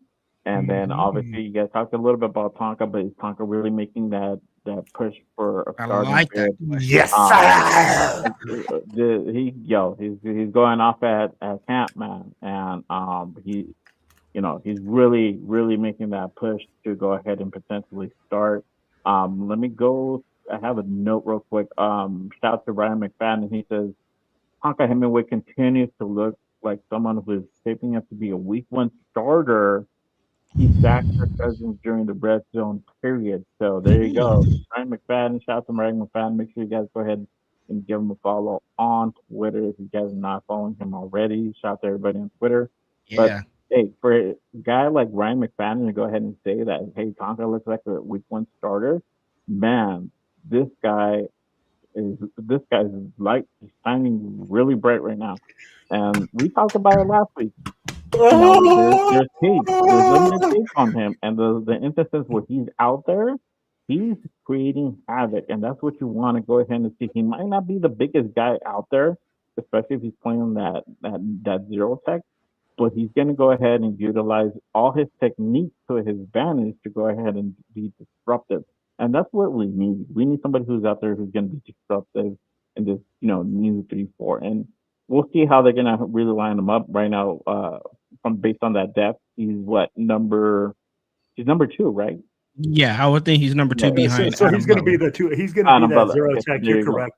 You're going to use Adam Battler as that 3 tech, and then he'll be the over or the on the under. Then he'll be that 3 tech, which I highly doubt. So how you guys feeling about those 2 guys? And this is what I said about how you're going to make a playoff team, but just isolating it to the defense side of the ball, the draft. Like I said, you got Tonka, who was drafted. You got Hezekiah Masses, who was drafted. Just to add him in there, Jamal McCoy, who was drafted. Darian Porter, who was drafted. You got guys who are homegrown talent making noise. Yeah. Now, Hezekiah Masses, he's actually surprising me because I'm like, when I was watching just tape on him, I'm like, hey, he's a ball hawk. He is sticky in coverage, which I like. I thought he was a little too handsy, and I'm like, man, I don't know then if he's gonna get caught for holding a lot. But so again, I don't know if he is still. We haven't heard anything about him, hugging. But what we have heard is sticky coverage. He still has that sticky coverage in practice, and I'm just thinking about Jamal. If Jamal McCoy can live up to expectations, and you can have Hezekiah Masses on the opposite side of him, you potentially have 2 cornerbacks who are locking down their side of the field, one-on-one. And those safeties don't have to worry about them having to have safety help. You got 2 guys that, hey, I'm a man up against this wide receiver, and he's not going to beat me. Hezekiah Masses has shown that. He went against who did he? No, that was Darian that went against Benson, and he got a PBU on him. For Hezekiah, I'm excited for the kid, and I'm hoping against the Cardinals, I'm hoping Hezekiah gets a lot of reps. Again, I want to see him take what he's doing in practice and put it on the game field. For Tonka, I said this earlier. If you can get some he's not just getting pressure. He's just not being disruptive. He is getting to the quarterback, and he's bringing them down. Now, of course, in practice, it's you're just touching the quarterback. Pause if necessary. You're not tackling the quarterback. But what I said is him being that disruptive. If he can take that with him and continue to do that in the game, that just frees up Max even more. And we see what Max can do with double teams, with triple teams. If you can open just a little bit for Max of him getting a one-on-one because you're getting a lot of the attention, this D-line can wreak havoc altogether with Malcolm Kuntz, with Kwity Paye, with Max Crosby. And then we're not even just talking about Rob Leonard's defense, him playing an aggressive style defense. We haven't even talked about Quay Walker coming on a blitz or Nakobe Dean coming on a blitz, and you're still in having to deal with Tonka. Tonka frees up a hole that the linebackers can just shoot right through. And so I'm excited. I think Tonka is definitely making a bid for a starting spot. I would love to see him get some snaps in the preseason. Kubiak said the starters are going to see some snaps in the preseason. I just hope Tonka isn't one of those that you're going to see for like a series or 2. I know we don't want to risk injuries, but again, this is a young guy going into year 2. You want to see what he has, and again, if he's living up to that hype that we're hearing out of camp, and if it is transitioning into the game. But if first 2 series, he's already causing havoc. I mean, I don't think there'd be anything more to see. You're only going to be having a lot of reps out there for him if he's not really producing anything. But yeah, if he does what he's doing in practice against the Cardinals, then yeah, I wouldn't be shocked if we do see his series get cut short. Oh, shit. I'm just fucking with you, bro. I'm just fucking with you. I was like, whoa, I finally get a turn. Okay, let me tell you like this. Masses being in sticky coverage, being an agent 0, automatic A+.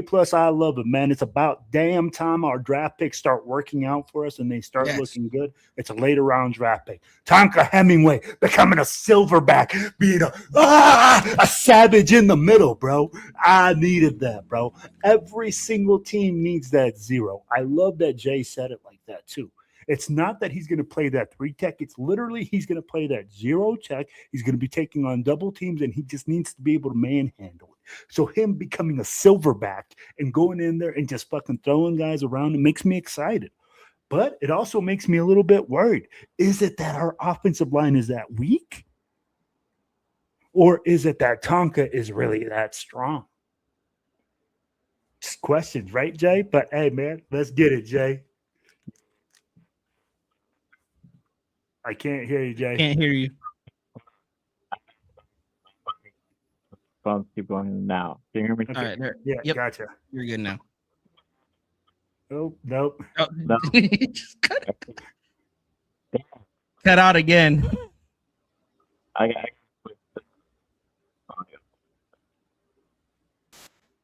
What? Let's see. Can you hear me on the computer mic?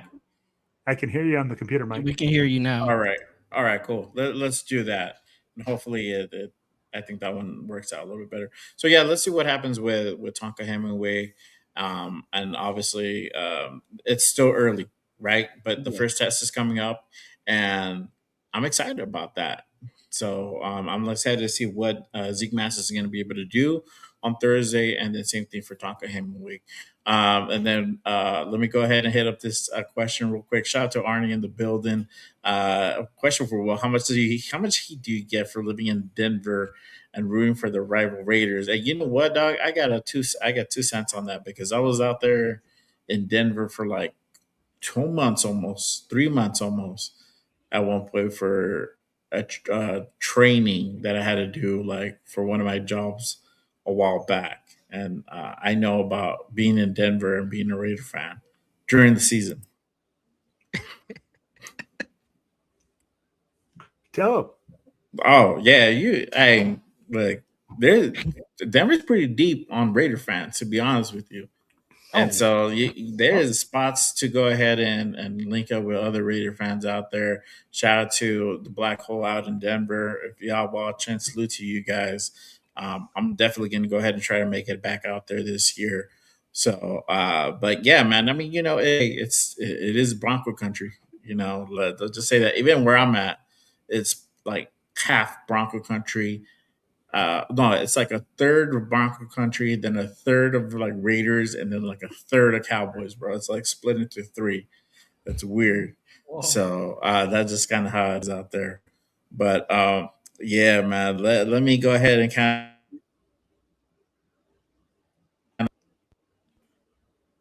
Uh-oh. I froze. Hey, I can hear you though. We can hear you. So We maybe can hear my face froze, but y'all can still hear me. So Yeah. let me just keep it pushing through. Let's go ahead and preview Raiders Raiders Cardinals, versus let's go. Cardinals. Let's go. Let's We go got ahead and Raiders talk about football back. what should we look for as far as The post game quarterbacks. show. The What post should game we show. look? That's what we're looking forward to. Is the What? post game show. The post game show. I know, bro. Uh, Sexy will be you there, bro. we might have to link up. Yeah. We'll see what we can make happen. But hey, so what I'm going to tell you, what I'm most excited for with this is one. Wait, are we doing what we should looking for from the QBs? Are we doing the Yeah. Yeah, we should Like, do. Yeah, Cardinals. we should be looking for from the QBs. We're Okay. gonna start off there. Yeah, Okay. I'm trying So, to fix my image here, bro. So bear with bro, me. no, I got you, bro. So, I what we like should Arnie expect said from the frozen QBs? thoughts. So, what do you think about that, right? Of like, what should we expect from the QBs? We should expect for Kirko to go in there and be somewhat efficient, to move the football, and to play about one fucking series. And that's it, right? Okay. Then what I expect is for AOC and for Mendoza to then start getting their snaps, right? So we'll see a heavy case of Mendoza for the first half. What I want to see from Mendoza, I don't care if he plays mistake-free football. That's not like what he's there for. What I care about is one, how's his footwork coming out from underneath center? How's his timing? How's his Yeah. hand? Like, is he getting the snaps from underneath center? Or are they putting him in shotgun and pistol more? Because that's what he's more comfortable with. How do they use him? I'm like, are they using him more in play action or are they leaving him more stable in the pocket? And for him, I just want him to be efficient. If Mendoza can even manage to get a touchdown, move the ball down the field, be somewhat competitive, I'm happy. I expect for AOC to go out there. And I expect the AOC to actually go out there and compete at a high level. He's competing for a job. Bro, this is a job interview for AOC. He's displaying what he got to other teams. Let's be You honest. better deliver, bro. Because if not, you're gonna be on the practice squad, dog. At the very least. So for that, that's what I expect out of the quarterbacks. I expect them to be efficient. I expect them to AOC and for Mendoza to have some issues. They're not going to be perfect, but for Kirko, I just want to see him go out there and bro, like if he throws the pass and the pass was a little too high, Right. no biggie. You know what I mean? But if he's out there and he's throwing interceptions in the preseason, and we're getting sacked in the preseason, you know what I mean? That's all I gotta say. Yeah. Man, I mean, you hit it right on the button, Raider Will. I think if Kirk does go out there, I think we're just gonna probably see one series out of him. And again, I just want to see efficiency. I want to see the command that Kirk brings to the offense. Whether that's maybe you do some audibles, just show your command of the offense. Now I know it's gonna be a lot of vanilla offense from Kubiak. But I'm expecting one series. I don't even if it's like it ends in a punt, touchdown, field goal, it's gonna be one series for Kirk. And like I said earlier, with Mendoza, I want to see a fast start. Now, I'm not saying a first play gun it down 80 yards down the field. I'm not saying that, but I want to see efficiency. I want to see that you have some growth from college to now. Can you handle the snap from under center? Can you? Because Clint Kubiak's bread and butter is the run game and play action. Can Fernando be efficient in that? We already heard in practice he's been fumbling the snap, and one of them came from under center. So I want to see how the handoffs with the running backs are. I want to see, to Will's point, I want to see his footwork. How does he respond to getting the snap from under center, going into his throwing his footwork? And then from AOC, I think he is gonna ball out there. I think he's gonna ball. Because like Will said, he is fighting for a job, and it may not be with the Raiders. It may be for another team. This is the time where all 31 other teams are looking at Aiden O'Connell. That if he gets cut from the Raiders, he may find his way onto another roster. Because I do believe if they put him down on the practice squad, some team will swoop him up. Yeah. Honestly, what I'm looking for. Sorry, y'all. I have to forward this text to my wifey. It's gonna be much longer before the power comes back on in my house. It's crazy, nasty work. But what I'm looking for Fernando is just again the command of the offense. I hope he does get tested early on. I want to see him what he does under pressure, under some serious pressure, not from our team. So I want to see how he reacts to that. I've heard there's been reports he's already thrown a few interceptions, and that's okay. That's a given. And I think, yeah, you're right. I think you just want to prepare everybody for the fact that Fernando's probably not going to look pretty the first time out there. Yeah. You know, or maybe we're going to be totally wrong, and he's actually going to be able to rise to the occasion and look pretty solid out there. I hope we're wrong, to be honest with you, because sometimes it's very wishy washy at this point with him. It's either sometimes he'll have like a mediocre day, and then sometimes he'll have a pretty good day. So it's kind of been that kind of way for him lately. So Yeah. hopefully it's a really good day. Maybe he's the type of dude that really plays really good under pressure. Hopefully that's the scenario. And same thing for AOC. I think your job is, you're right. He's playing for a job at this point. And if he wants to make the 53, he doesn't want to go ahead and be kicked down a practice squad. He needs to go ahead and show why he needs to be on this team. I think they'll still go ahead and carry him either way. There might be a scenario where you might run with 3 quarterbacks. I don't see it. I still don't see it, bro, because that's not what we've normally done. And that's why I say that. But I could say, you know what, we're just going to run with 3. He hasn't said nothing yet. I think he might just leave it up to the last week of preseason, and then he might make a decision there. So we'll see how that goes. But yeah, as of right now, it's right now we have 3, and it's probably going to be 2 come week 1. So if that means AOC to practice squad, okay. And then that's what it's gonna be. Let me ask you guys this: what should we look for from this offensive line, and then what should we look for from the wide receivers out there on Thursday? What are I think the more important one is honestly the offensive line, because we are going to be a run first type team, and a lot of our offense is going to be predicated on our run game. So what should we look for on Thursday from the guys that are going to be out there? And I think it's going to be the starting line, and then obviously they're going to go ahead and rotate through certain guys as well. Well, you could talk about your war daddies real quick. Oh, bro. Go ahead, bro. You love the more daddies. Positive necessary. I'm expect you like this, man. The big old sexy war daddies up front, man. What do I want to see, or what do I expect to see? So either or, bro. Well, what I want to see is those big old war daddies just blowing people out of the fucking water, moving people like they just fucking little kids and shit. But what I expect to see is them communicating, them working together, being a unit, working in unison. If you make a mistake, you all make a mistake. Yeah. If it's not just, one guy, we're one block off. If we were going to be one block off, you might as well be one block off all the way down. Yep. Because somebody made the wrong call or something to that effect. But what I want is my big old offensive lineman, my big old sexy goddamn war daddies, bro, to fucking open some holes. Guys to move, to run the ball, to give Fernando or whoever the hell it is back there, Fernando, AOC, freaking Grandpa Joe, freaking George Blanda, freaking, you could put Mark Davis with his freaking haircut back there and he could throw it to an open guy.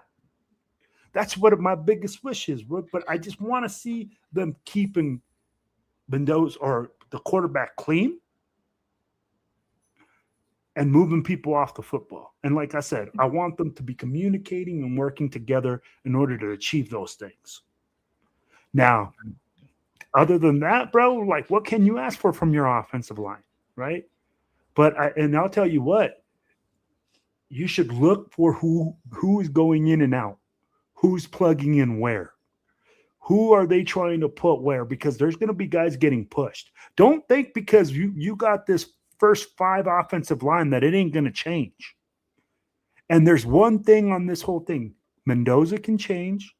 Kirk Cousins can change. But how many offensive linemen are there on this roster, guys? Everybody can change. A lot. Yeah, but I'd be like, honestly, how many offensive linemen are there on this roster? It's not a whole lot. There's 8 to 9 guys. Yeah. I think like 10. You could 10 max. 10. So most of those guys are going to make this team. about 70 to 60% of those guys are going to make this team. So that's what you should be looking for is who's going to be on this depth chart. Who are they looking for and who's not on this depth chart? 16 right now on the depth chart. They got 16 linemen.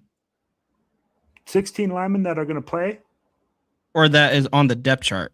I assume that is going to play for Thursday. Probably like 16 to maybe 17 offensive linemen. Oh, then I'll be like, that's a lot more than I thought. But yeah, I'm thinking that's where you should pay the most attention. That's where you're going to see the guys that are going to be the second stringers in our second group. But go ahead, Primo. Go ahead, bro. No, bro, you hit it right on the button. I was going to say opening some holes for the run game. Like, are we going to be seeing our running backs getting hit behind the line of scrimmage? Or just I hope picking not, up a bro. yard or I hope picking up 2 yards? that's not the repeat from last year, bro. Because we've seen that last year with Seattle. Yeah. Preseason. We seen Genty getting hit behind, and we were like, oh, it's just preseason. Little did we know that was a slippery slope, and that was a preview of what was to come for the regular season.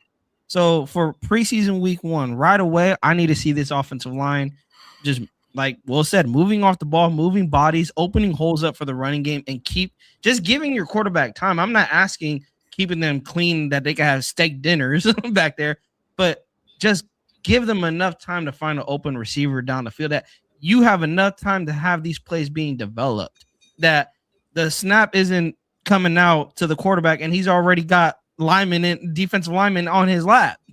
And we're going to see Aiden O'Connell out there getting sacked, or Fernando Mendoza getting sacked over and over again. We're like, damn, bro, Mendoza could get hurt preseason. That's what I want to see from this offensive line. Are you guys going to just get ran through like last year's offensive line? Or are you guys going to, like Will said, work together and just be a unit, be a wall for our quarterbacks, and also be a gateway to open up the run game? Because Clint Kubiak is he wants to run the football. If we cannot run the football, we can't do shit on offense. We won't. The play action won't work because they're not going to respect your run game. And if we're just going to go pass heavy, the defensive line ears are pinned back and they're going to be rushing the quarterback. More blitzes are going to be called against us. We have to establish a run, and it is going to start with these big war daddies up front. Wow. Oh, fuck it. I don't know about calling another man daddy, bro. I'm good on that, B. You know what I mean? Shit. But, hey, whatever floats your boat. I blame Raider Will, man. It's okay, bro. I know he likes some daddies, bro. You know? He likes some daddies. He likes to call dudes daddies, bro. It's all good. Nah, I love, bro. But what should we? Yeah. So I mean, as far as the wide receiver, it's not, as far as talent wise, it's not the best, right? I think that's easy to be said there.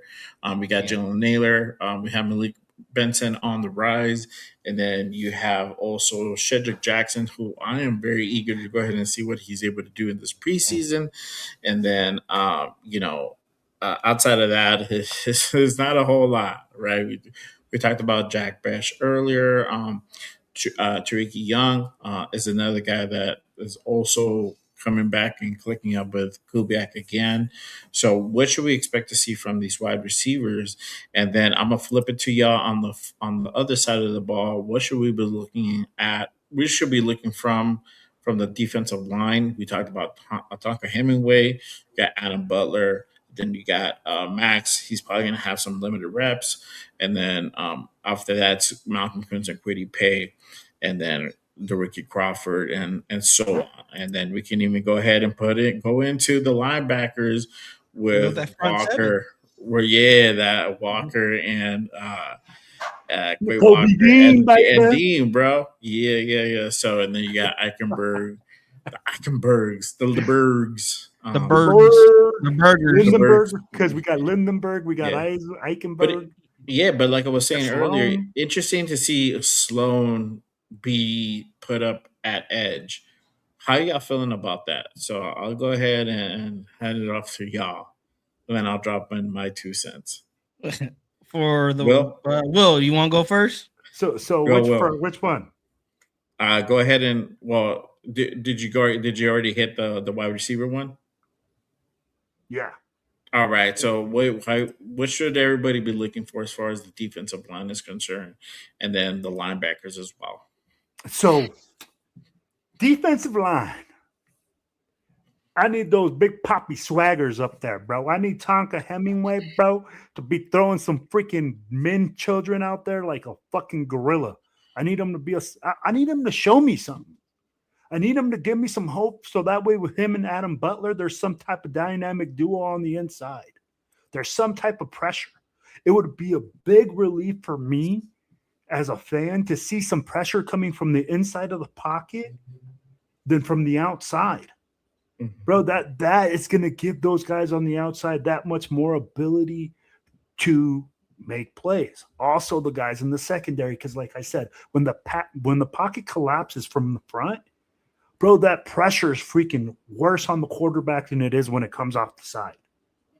They want to get the ball out faster. They feel it faster. I don't know why. It's probably because your eyes are facing that way, but you see that pressure faster that way. So for me, I want to see that. Honestly, I'm excited because I feel like we have, and maybe I'm crazy, some sort of continuity and depth inside in the middle with Booker, with Tonka Hemingway coming along, and now with Adam Butler. With those three guys, we got some sort of rotation that we can keep three big guys in the middle, right? Or have some type of or differences of guys. Then you have Malcolm Kuntz developing on the outside. We've already talked about Kwity Paye, but Kwity Paye and K'Ron Crawford, both of them sat out a couple of days because of injury, right, in practice and stuff like that. So I don't know what's going on there, but the emergence of Sloan, I'm like, I don't know if you guys saw, but he got a sack today. Yeah. And coaches are excited about this young man, you know? Yeah. I'd be like, so when you do those types of things, man, I mean, like, bro, it's exciting for that defensive line. It's young, it's fiery, it's hungry. Max Crosby wants to be there right now. Right? Oh, yeah. I mean, you got that dude all the way fired up where he's over there trying to fight his starting quarterback, bro. And you can see it, and people are talking about the energy that he has there. And then when you talk about the linebacking core, when is the last time you even said that we had two legitimate starters at linebacker? It was like since Kirk Morrison and Beaker. We're talking like 2006. I think Primo was barely a baby. I know. I was a child. Yeah, I was like, what, 7, 6 years old? See, I was like, my man was still a baby. I'd be like, I was just graduating high school. Or no, I barely got out of the Marine Corps. So I'd be like, bro, I'm still a young buck. So that's how long it's been. It's been 20 plus years since we had some good linebackers. Now, is there questions at depth? Absolutely. You know, Tommy Eichenberg, are you going to step up? Are you going to be that third guy? What happens if Nakobe Dean goes down? Yeah. What do we do then? Who supplements that? And that's where like Lindenberg comes in. That's where Sloan comes in. And these guys being moved around. Hey, man, or the kid from or the middle linebacker said, I've played more positions in practice this year than I've ever played. The guy that came from Green Bay, like I can't remember. Quay Walker. Quay Walker. He's played more positions on defense this year than he's ever played in his life. So that excites me, man. That tells me that these guys are going to be used in a multifaceted way where they're using different abilities and different skill sets. Hey, for the defensive line, I want to see pressure. I know we can stop the run, but I want to see this quarterback go down hard. I don't give a fuck if it's preseason, y'all. I don't. Carson Beck, you're going down. Bro, slam these quarterbacks on their ass. That's what I want to see from the defensive line, because I said it earlier. We were able to stop the run last year. We just couldn't stop the pass. So it didn't matter that we were making opposing offenses one-dimensional, because they would just shred us in the passing game. So what I want to see from this defensive line is Tonka again living up to the hype that is coming out of camp. Continue doing what you're doing, and Hopefully we see that come game time. I want to see what Quiddy Pay can bring. Can he get some sacks? We've seen this guy get eight sacks in back-to-back seasons and then kind of took a dip. And he had a 5-sack season. So I want to see if he can give us some hope for the regular season, that he can get to the quarterback, he can take down the quarterback. And Malcolm Kuntz, I'm expecting this guy to get a lot of reps come Thursday. He said last year was a mental thing, that to get over the injury, he feels better. He feels like he is back. There's a lot of reports that saying he feels like he is back pre-injury. Hopefully that is the case come Thursday, and he can bring some pressure to the quarterback, but again, bring some sacks to the defensive line, because it is time, you guys, who outside of Max can get close to his sack total, because we brought it up last week. He had 10 sacks, and then the next guy below him had 4. Like, we need someone to match Max's energy and get at least close to him, getting 8 sacks, 10 sacks with him.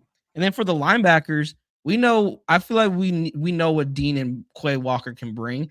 I am excited to see Quay Walker play multiple different positions. He says being freed up like that, he feel like he can play faster and he doesn't have to think a lot. I believe Dean is going to get the green dot. So Dean's going to be the one calling the plays. But I'm really looking at our depth in the linebacker position, because in one of those, Dean has already been dealing with an injury. He is back in practice, but he was dealing with injury, as we know, earlier in the offseason. So we are going to need to see Eichenberg. We're going to need to see Lindenberg, who can step up. I know some people brought up Xavier Story earlier in the offseason. There's guys at depth that need to make a name for themselves, but they need to show out. And it really is the burgers I'm going to be looking at. The burgers. Tommy Eichenberg and Cody Lindenberg. You guys showed a little bit of promise last year towards the end of the year with the limited reps that you guys got. Preseason is no different. Show what you got. Especially you guys are playing behind Dean and Quay Walker, which you probably not going to see the starting field. You're going to be death pieces to them, but show that you guys deserve to make this 53-man roster, because if they don't, I said it with the wide receiver group, you got guys behind you that are willing to take your job. Don't give another guy an opportunity to go out there and ball out. But from the linebackers, I'll end it with this. I really just want to see them not keep the middle of the field closed. Don't leave it wide open like they always do. Hopefully we can contain the middle of the field. And also, how are they going to – I want to see that, Rob Leonard's going to call out more blitz packages. I want to see, can the linebackers get home? Can we create pressure along with the defensive line? Because we are going to run a lot more blitzes. We're not going to be playing that conservative defense. So I'm watching how these linebackers cover, and also if we call some blitz, can they get home to the quarterback? Yeah, there you go.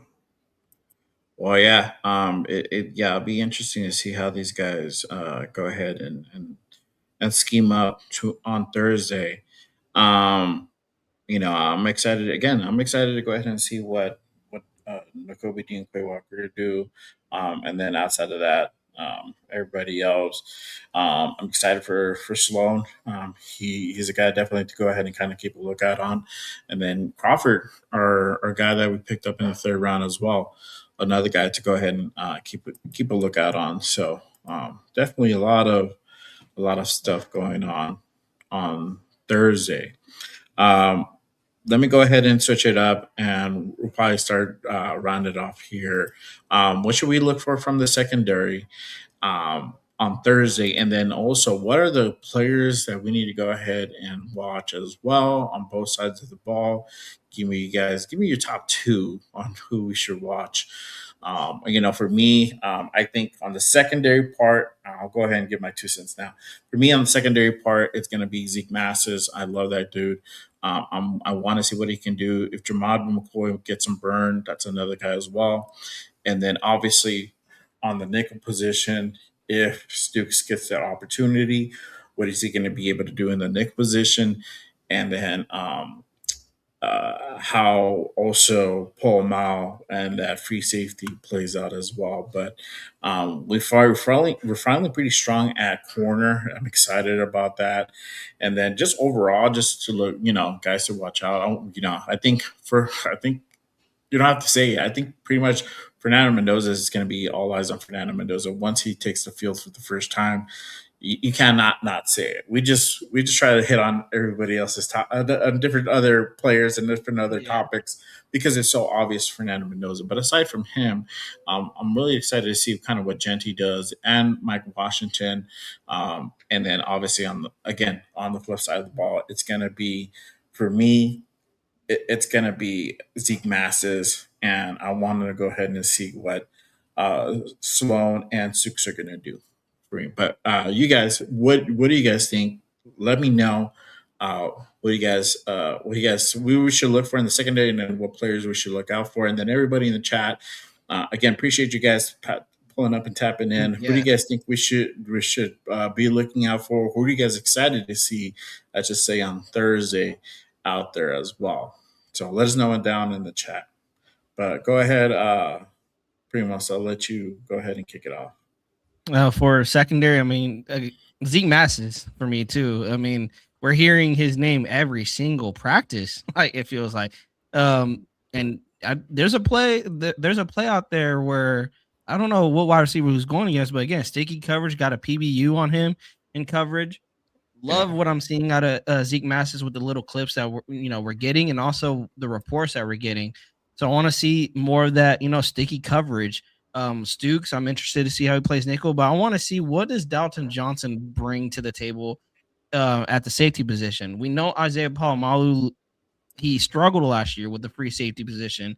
They have, I believe, Dalton Johnson they have him behind Chin, but I'm interested to see if they even play him at the free safety spot because I don't think that is a lot, unless they're putting Stooks there.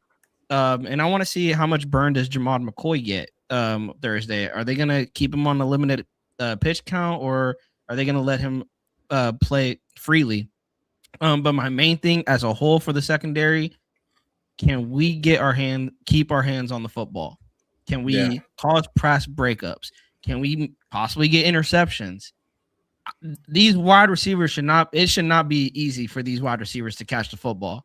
Like, I want to make it hard for these wide receivers, even if it's a tough catch. Hey, it's a tough catch, but hey, I think Darian had one last year where he was sticky coverage, but the wide receiver just made a really good play. Hey, if the wide receiver just makes a good play, I can't beat you up on that. I will beat you up if you're 3-4 like Caillou Blue Kelly, just killing grass out there.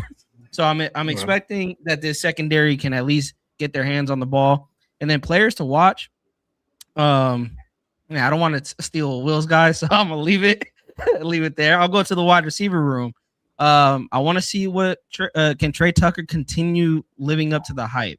And I'll stay there. I'll go to the tight end room, and I want to see what can Michael Mayer show finally some hope that he can be that tight end, that real tight end to Brock Bowers. That when we go into 12 personnel, they have to watch Michael Mayer. But even as a depth, if you go farther into the tight end room, Ian Thomas and Carter Runyon. Carter Runyon, I think, is dealing with an injury, so I don't know if he will be ready for Thursday. That's what I seen from reports that he's dealing with an injury that's giving more opportunities to Ian Thomas. So I'm interested to see who will be that third tight end behind Michael Mayer for the defense. I'm gonna go with Malcolm Kuntz. I want to see if he is going to be back to that form pre-injury. That's what we're hearing. We're hearing if he can be that he is back to that pre-injury Malcolm Kuntz that we've seen in 2024. Or 2023. So I'm really interested to see what Kuntz brings on Thursday. And that's the players I am watching on Thursday. Well, I hope I didn't take nobody from you. Nah, I mean, like all you said was we got to watch the whole team. So I got you, bro. Only name 3 guys. I was just messing with you, bro. Hey, so defensive. Hold on, bro. Let me go ahead. Give him a gong, bro. It's a delayed gong. Hey, then we got to watch for the kicker and the punter. I'm just kidding. Yeah, fuck, bro. Yo, all I gotta say is this, man. Yo, first of all, man, hey, if you guys are out there, if you guys are out there, man, make sure that if you guys are on my boy Jay Raiders page, hey, you show a little love, man, and contribute. Yes, bro. Show a lot of love to Jay, bro. So that way we can keep the lights on and we can keep this show going. You guys know what it is. Sorry, guys, my dog is going crazy. But Caster. But you know what? At the end of the day, guys, when we talk about the defensive backs, well, what do we want to see? Interceptions and PBUs. That's what they get paid for. I don't want to be hearing about this. Oh, well, we kept this guy contained and, they just dinked and dunked us all the way down the field and we can't get our hands on the football. Nah, you are there to do one thing, is get that motherfucking ball. See ball, get ball. That's what you get paid for. So that's what I want to see with the DBs. I want to see PBUs. I want to see coverage. I don't want to see a 3rd and 18 become a first down or a flag with pass interference. Players to watch. Players to watch, man. I'm going to tell you guys right now, Malik Benson is a player to watch offensively because he's the guy on what everybody's looking at, right? And Jack Besh.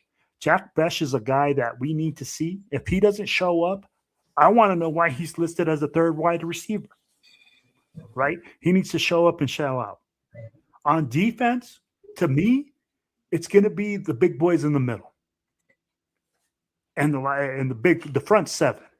It's not just one player to watch. It's a group to watch. If this front 7 exotic, what are we doing? Are we doing different types of blitzes, different looks? Are we going into different fronts? Are we doing stuff post action? Or what are we doing? Those are the things to watch because scheme wise, we're going to be pretty vanilla, I think. But we're going to give up little wrinkles when we have guys playing in different spots. So to me, but the one player defensively I am watching, I'm with you, is Ezekiel Masses. Is this guy really, everything everybody's saying he is?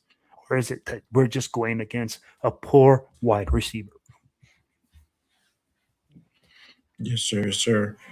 Yeah, I mean, it's going to be interesting to see. This is the first test for the new Raiders team, to be honest with you, on both sides of the ball. I was going to say the new Raiders offense, but it's actually both sides of the ball that is actually kind of new.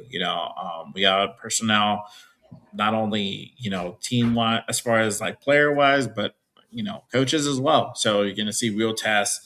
We're going to see actually how Clint Kubiak and Robbie Leonard and Andrew Janoko operate during an actual game.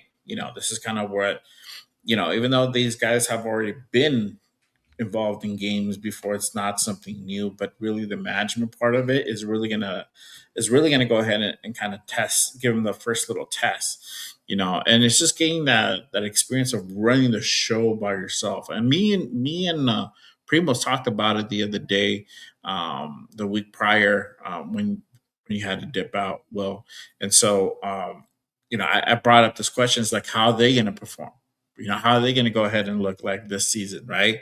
And are they going to make the right calls at the right times? Are they really going to go ahead and be able to go ahead and game manage and be able to know when to run the clock, know when to go ahead and hurry up, how to go ahead and up tempo this offense if it's like struggling, if they see it where it's like, they're having issues getting started and they're choking, like what are they going to do to go ahead and make the adjustments to get it going? Because a lot of the struggles that we had last year is that we couldn't find out how to go ahead and really get this offense going once it started struggling.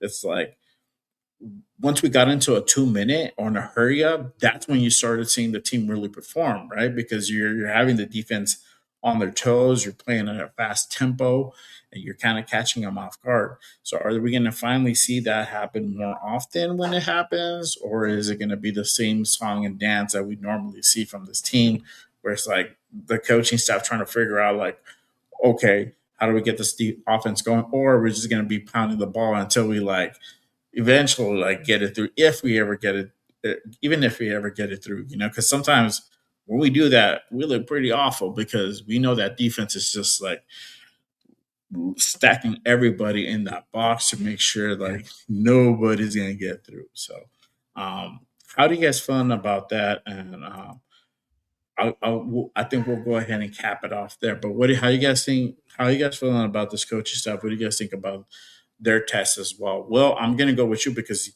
you didn't get to Yeah, he answer. wasn't there. Yeah, you weren't here. You didn't have to answer this question. I think we'll go ahead. Okay, so what do I think about this coaching staff? Their first test, like how do you feel they're going to perform? Because we talk about the players all the time.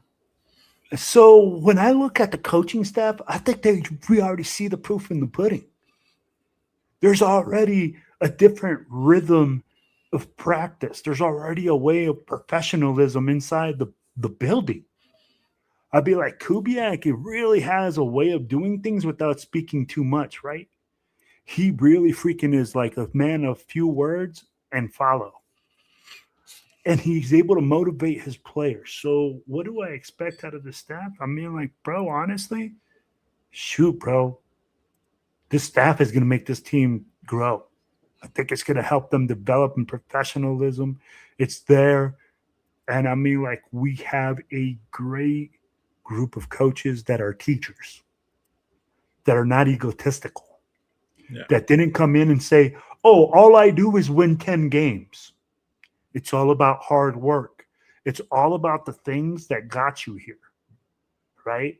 Like literally, like if you think about it, since Pee Wee football, you're taught work hard, 100% in practice, do the right fundamentals, take the right steps, do everything. Bro, these coaches are not recoaching rocket science, but they're able to motivate these players and teach certain techniques and certain things. So for me, I think Rick Dennison being experienced, having 4 Super Bowls, that's crucial.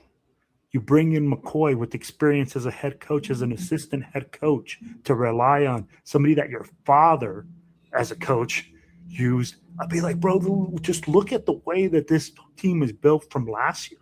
Last year, we brought in Pete Carroll. Pete Carroll didn't even hire his OC. The DC that he had was from the previous staff. And then he brought in his sons. He brought in his sons to the coaching staff as premier coaches for positions, for key spots. This staff is 100% different, guys. I don't know what it is, but I feel like it's something in the water. And finally, the Raiders are headed in the right direction, in my opinion. There you go.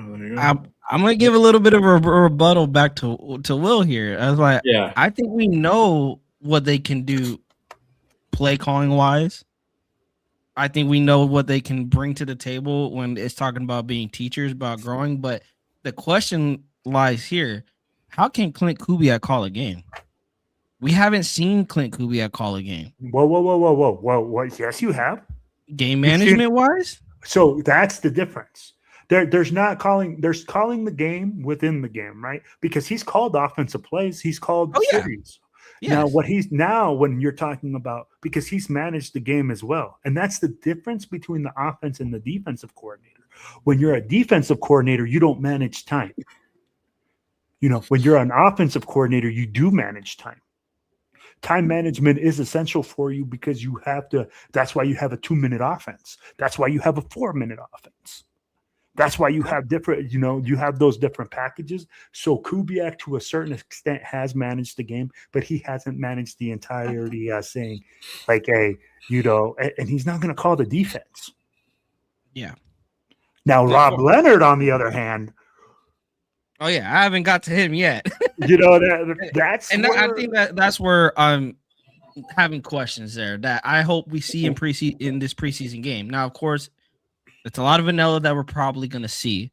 But what I mean is that is he going to know when to call a timeout? Again, it's a preseason game. Is Kubiak going to manage the game as he would a regular season game?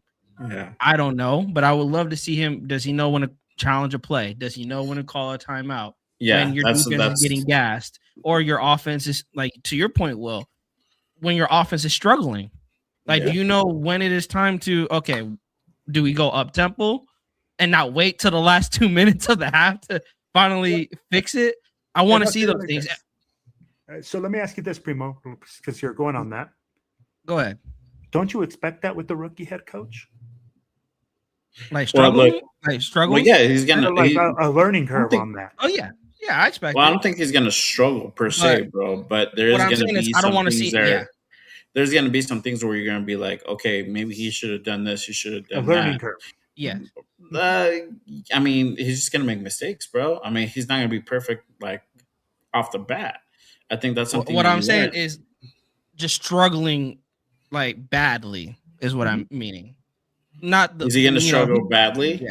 Yeah. No, and I that's don't why think I'm he's like, gonna I struggle don't want to see badly, that. bro. No, I don't think he's gonna struggle badly. And this is the thing where I think you're probably alluding to the AP thing, right? Where he kind of did struggle badly at times, not all the time, but it was quite a bit of time, right? And I think with him, see, this is the thing with AP, and we'll go back to what we said a few weeks ago. Is just that AP came in, and this was his first stint in the NFL. He was a linebacker coach. He really didn't do much besides manage his guys in that room. That's one all position. he did. One position. That's it. It's not even like a defensive coordinator where you're also keeping, because you're not managing the time, but you are keeping in mind of the time, because you're having the counter offense trying to go ahead and run it down the field to go ahead and either score a touchdown or take the lead or whatever, right? And so you're also looking at that part, because you're trying to figure out, okay, how am I going to go ahead and rotate these guys in? What are we going to look for? Yada yada yada. But the thing with AP, never had to deal with none of that, right? And with Kubiak, yes, you do take into account of time management, but you're not the one calling the timeouts. You're not the one necessarily putting out the challenge flags. You're running a certain tempo for your offense, and either that can be a hurry up or a 2 minute, or you're trying to go ahead and kill the clock, and now you're running it down the middle, or you're doing certain run packages to go ahead and be able to go ahead and kill the clock. So there's two different things, and he doesn't normally have full control of that because it still has to go through the head coach, right? So the difference is now is that he's going to be able to call those timeouts and challenge those flags and kill the clock more efficiently. Yeah. But he's going to also count on Andrew Janoko to go ahead and go into certain packages and certain scenarios, because he's very analytical like that. Y'all haven't known, like he's like that, So he has a process for everything.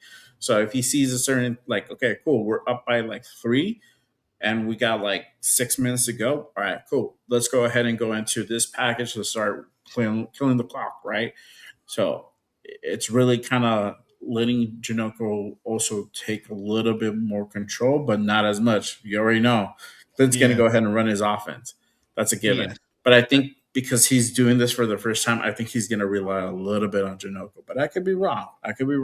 So there's a special coach that you have that kind of like helps you with that. There's the guy that like looks at the clock. There's a guy that looks at all those things. Yeah. So there is it's like, I don't even know what it's called, bro. It's like there's some sort of freaking coach on the field, but they do game that, management, right? game manager. Yeah, something like that. So when you look at that, Jay, and you hit the nail on the head, for me, Kubiak is not going to suffer as much because he didn't move from a position into he's a coordinator. It's a natural progression. You're handling one side of the ball. You already know, like in the flow of the game, what to do, where to call a timeout. What is this? Because you've done it before. He's not a rookie guy that's like never done that. And what I love is what you guys just said, is that this guy's going to use his staff, his whole team. And I'll be like, this is Ben Johnson all over again, but we finally got our Ben Johnson. Yeah. And that's what I see. Finally something that's going to be competent out on that field, and we'll be a competitive team. Now, are we going to go to the playoffs and all this crazy shit? No. But are we going to be a competitive team? Absolutely.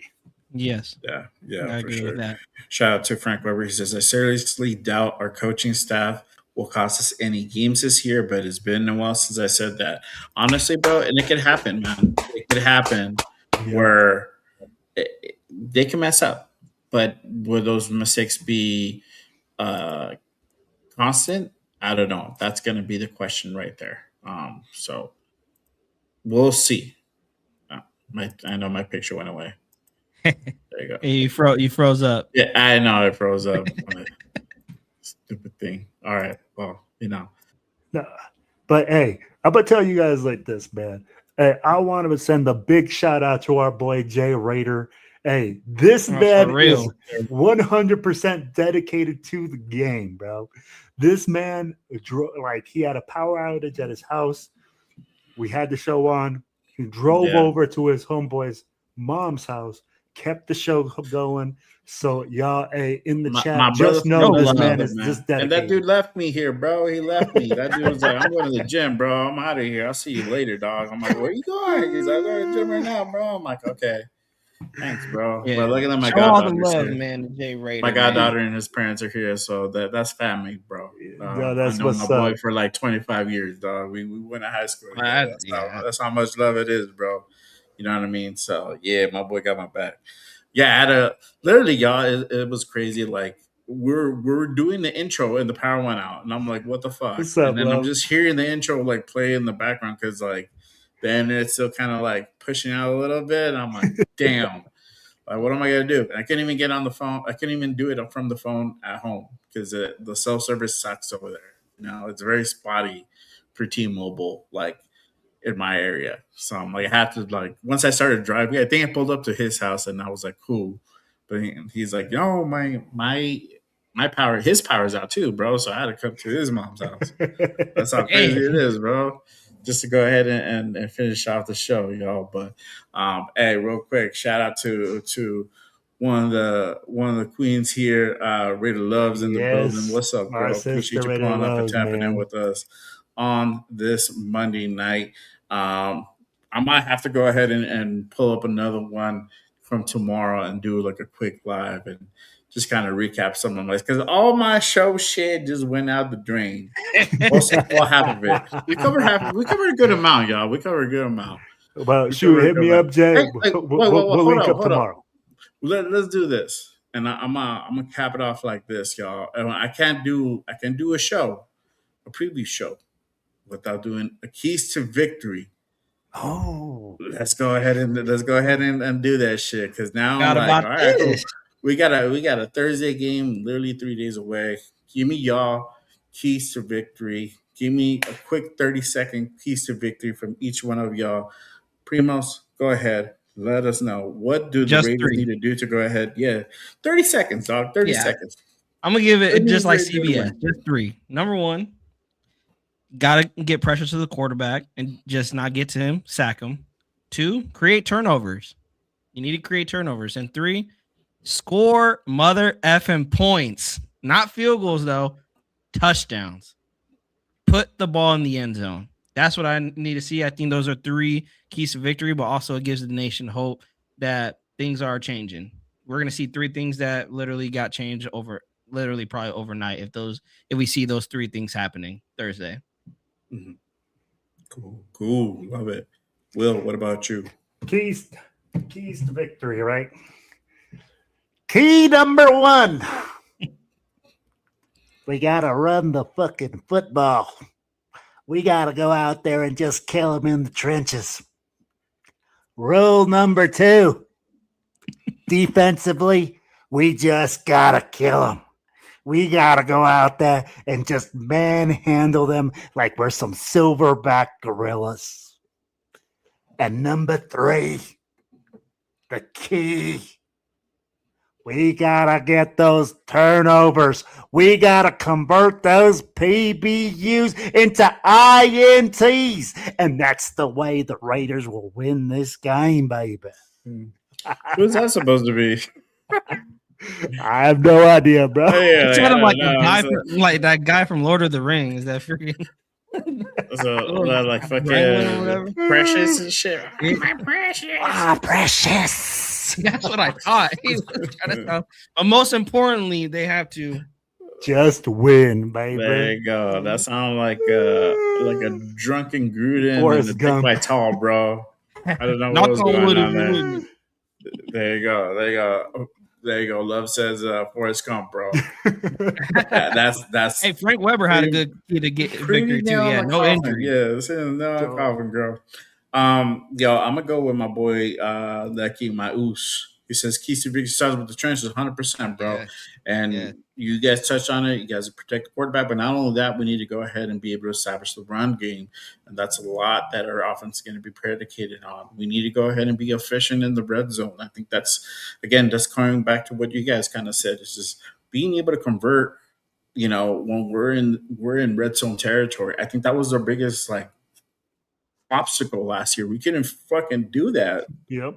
efficiently There's a at big all. difference between There's 3 points and 6 and 7 points. 100%. Yeah, you know, like we couldn't even score we couldn't put the ball in from the 1 yard line. It was that bad. So hopefully this year that changes and we're able to go ahead and put points on the board efficiently once we're in red zone territory. You know, on the opposite side of the ball, we need to go ahead and continue the run. So the trenches need to go ahead and do their thing. I'm excited to see what what type of scheme Robbie Leonard's going to go ahead and dial it up. And we need to go ahead and just let the secondary do what the secondary has been doing through training camp and just being, ball hawks and being disruptive and breaking up those plays, breaking up those passes. And I think if we do that, we have a good shot. Obviously, our quarterbacks are our quarterbacks, and we expect certain things from them. But I think overall, if I just have to look at it from a whole, just being more efficient, more competent in the way our style play. I think if we get that going and we look better, even at preseason level with the 2s and 3s, and we're able just to be more efficient, I think that's gonna say a lot going into week 1. But obviously, this is the first game, and we're gonna go ahead and find out. But that's our keys to victory, y'all. Again, appreciate you guys pulling up and tapping in and rocking with us on this Monday night. Again, apologies for my whole crazy stuff going down, no bro. apologies Literally, right Legendary. as I hit start, the thing goes down. It didn't even happen before that. If it would have happened before that, we could have just like postponed it. But hey, it's all good, man. We were able to go ahead and get it through. And again, thank you for everybody that was patient and stuck with the guys and was able to go ahead and still tune in up to this point and tap in with us. Let them know what you guys got going on for the rest of the week. Go ahead. Will, I'll start with you. Let them know where they can find you, and then what do you have going on for the week? All right. Hey, yeah, man. You guys know what it is, boy. It's your boy Raider Will with the Silver and Black Radio podcast and the most notorious crew. On Tuesday, we will be doing our notorious podcast with my boy Cheeto Linus, the world famous 401 Raider Jeff, and our boy LB Raider 10, man. We're going live at 7 p.m. Pacific Standard Time. And then on Thursday, on the Silver and Black Radio podcast, post game show, because we usually do our games on our show on Thursdays, but this time we're going to do a post game. We are going to try to link up with our boy Jay Raider, Primo, and the rest of our cast. We're going to try to get them on, and we're going to do a post game report, letting you guys know what's cracking, what's going on. And then, hey, we'll be back with Raiders Unleashed next Monday, man. You guys know what it is. Raiders Unfiltered. Raiders Unleashed. That's my boy's Rebels channel, dog. That's a wrong channel, my boy. Yeah, lay out the ganja, my boy. You know what it is. Raiders Unfiltered 3.0, not 2.0, not 1.0. It's 3.0. It's just Raiders Unfiltered, bro. That's what it is, my guy. It ain't Raiders Unleashed. But shout out to my guy Rebel, bro. Make sure you guys have it with Rebel too, bro. Quick plug. Get the AOC quick takes, plug. It's quick plug, bro. Quick plug. No, for real. Like, hey, shout out to him because he turned me out to some players, man, and he knows his shit, bro. The dude knows his shit. So like him or not, dude knows his shit. So much love to my guy Rebel. Make sure you guys tap in with him on Raiders Unleashed. So quick plug, but you can catch us next Monday here at Raiders Unfiltered with your boys Jay Raider, Primos, and Will. See, there you go. I put the record straight. But hey, if you guys want to go ahead and run it, we'll talk about it offline. But if you want to do one big old party on Thursday, hey, first game of the season, bro. Yep. Yeah, bro. I'm game always. Primos, let them know where they can find you at and what you got going on. All socials on Instagram, on YouTube, Raider Primos. Can't not hard to find. Well, we got lined up Wednesday, you guys. Our first Primos preview. We are previewing the Cardinals and Raiders in depth. We're gonna have my thoughts more in depth. I didn't want to take up too much time on this show, so join me Wednesday, 5 o'clock p.m. Pacific time, for an in-depth preview to the Cardinals and Raiders. And then Thursday, I might be pulling up with my boys Jay and Raider Will and Let's more Raiders go. content creators, giving you guys my thoughts on the post game. And then Saturday is going to be a short live. If you guys want to join, it's mainly for my fantasy league people. I am going to be breaking down Raiders fantasy outlook. Some Raiders that you should be looking at in the first round, maybe some sleepers on this Raiders team, and maybe we even talk about around the NFL some sleepers that you guys should be considering for your draft.